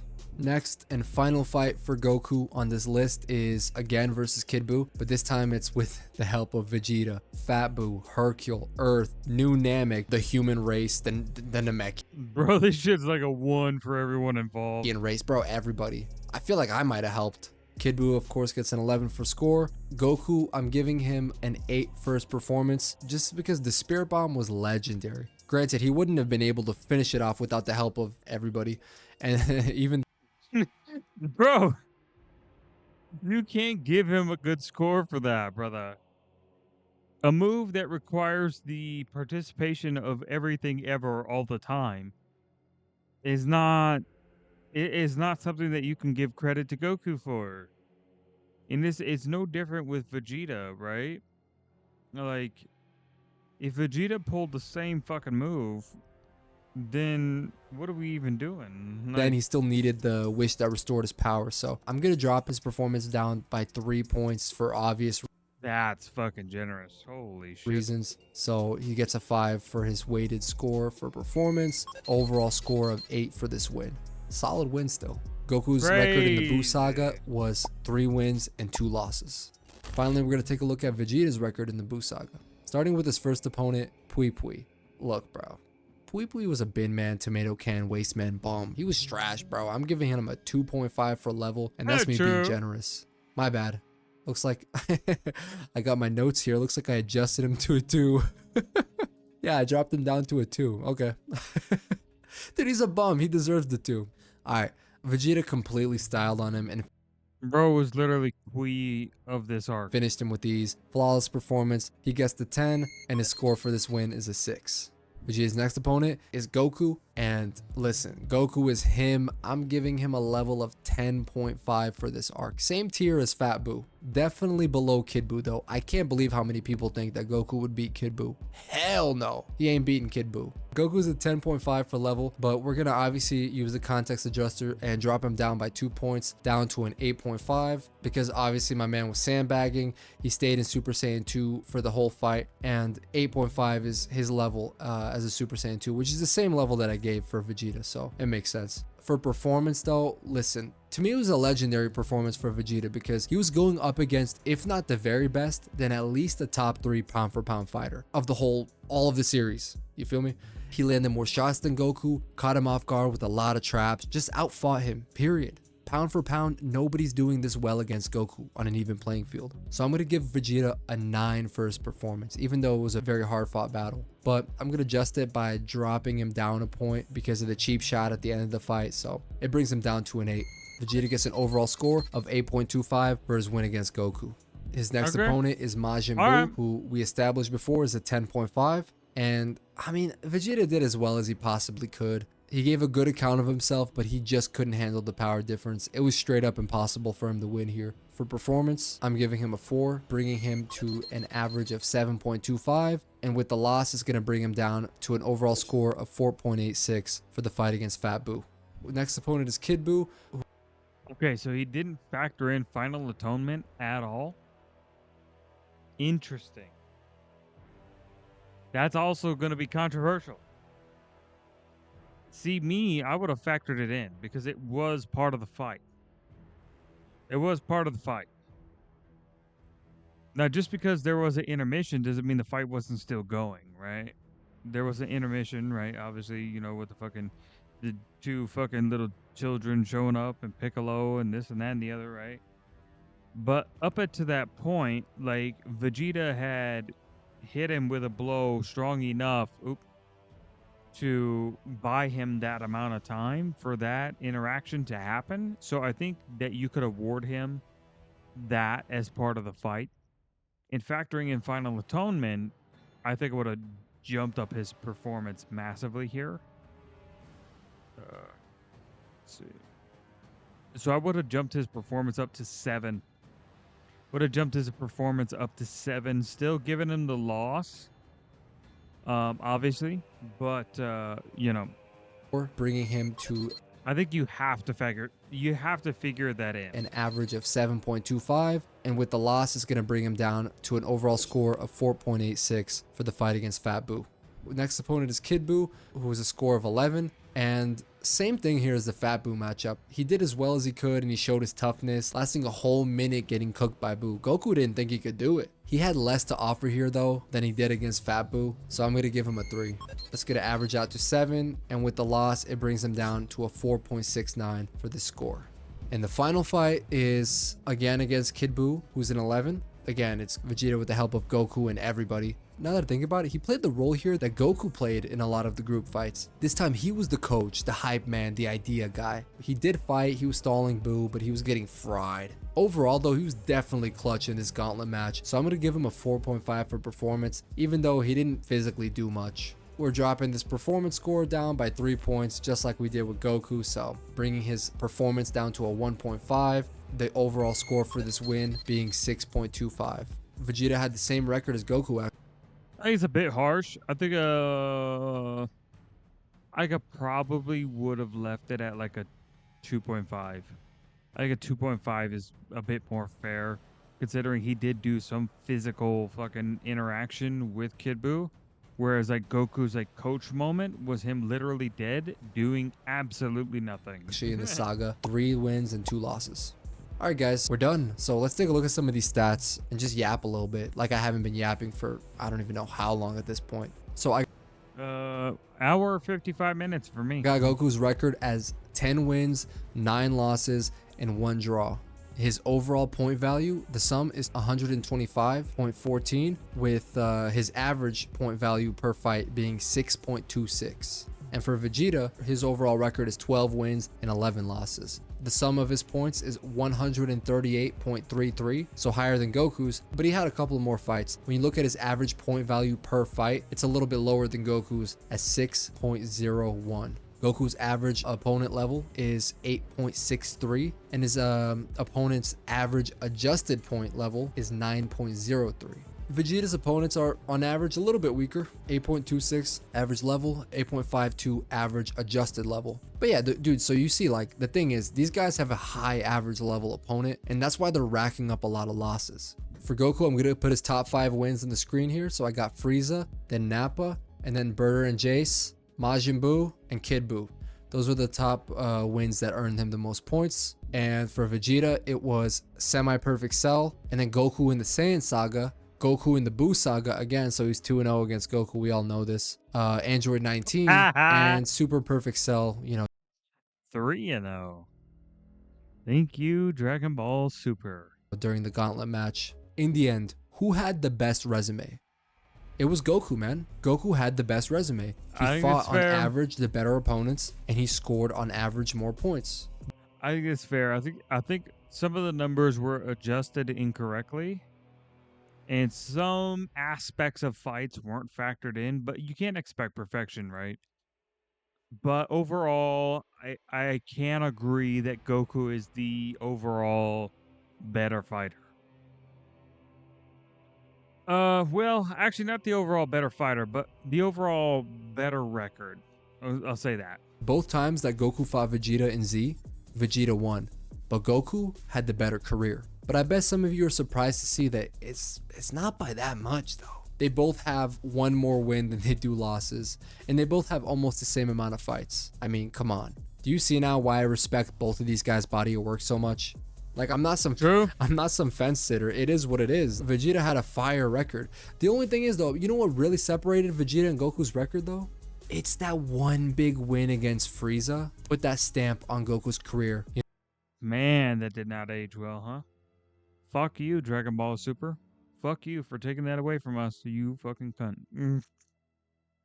We never got that, dude. It's so disappointing. To think that, like, in the end, we never got that. That's insane. I don't know who the writing guy was for fucking Resurrection F, but I really hope that the Dragon Ball Company fired his ass. Like, what the absolute dog shit writing was that?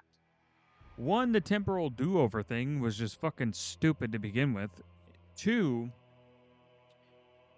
Goku finishing him off with a Kamehameha to learn some stupid lesson about, oh, maybe not fucking taking it easy on your opponents, blah, blah, blah, blah, blah, rather than accentuating the fact that Vegeta and Goku are different, and Vegeta taking that role away from Goku where he does kind of fit that, like, no nonsense, absolutely blow him out of the water before he has a chance to do damage type thing. If they would have played on that a lot more in the series, it would have felt so much more alive, right? Because they did kind of play on that a little bit, but they didn't take it to a level that made it serious, where you could take Vegeta's character and Goku's character much more seriously than you would have in Dragon Ball Z. Whereas like Dragon Ball Super, for example, perfect example of this is the fucking Goku Black arc, where Vegeta was the much more like dialed in, like we have to kill him now before he becomes a threat issue. He was that guy in that arc, right? He knew that he could take out Goku Black because Goku Black, although he was a problem, given the time that he was given, he was like, yes, I can take him out. And then he is no longer a threat because Zamasu was technically the threat because he was the immortal being that you could not get rid of, right? And it seemed that Vegeta also in the Tournament of Power was also the more like dialed in, like I'm just throwing people out fighter. He was eliminating people left and right. And he also had several moments where he was coaching Goku to get back into the fucking game when Goku was at his worst, looking like he was about to just give it all away because he didn't have any fight left, this and that and the other. So, I don't know, man. Fucking Vegeta plays such a pivotal role in Dragon Ball Super in the switch up of character between Goku and Vegeta going into that series. But yeah, I'm not gonna yap about this anymore. Sensible saying, go check him out. Go give him a sub, give him a like. This is a fantastic fucking video, man. Crazy, huh? Shit's crazy.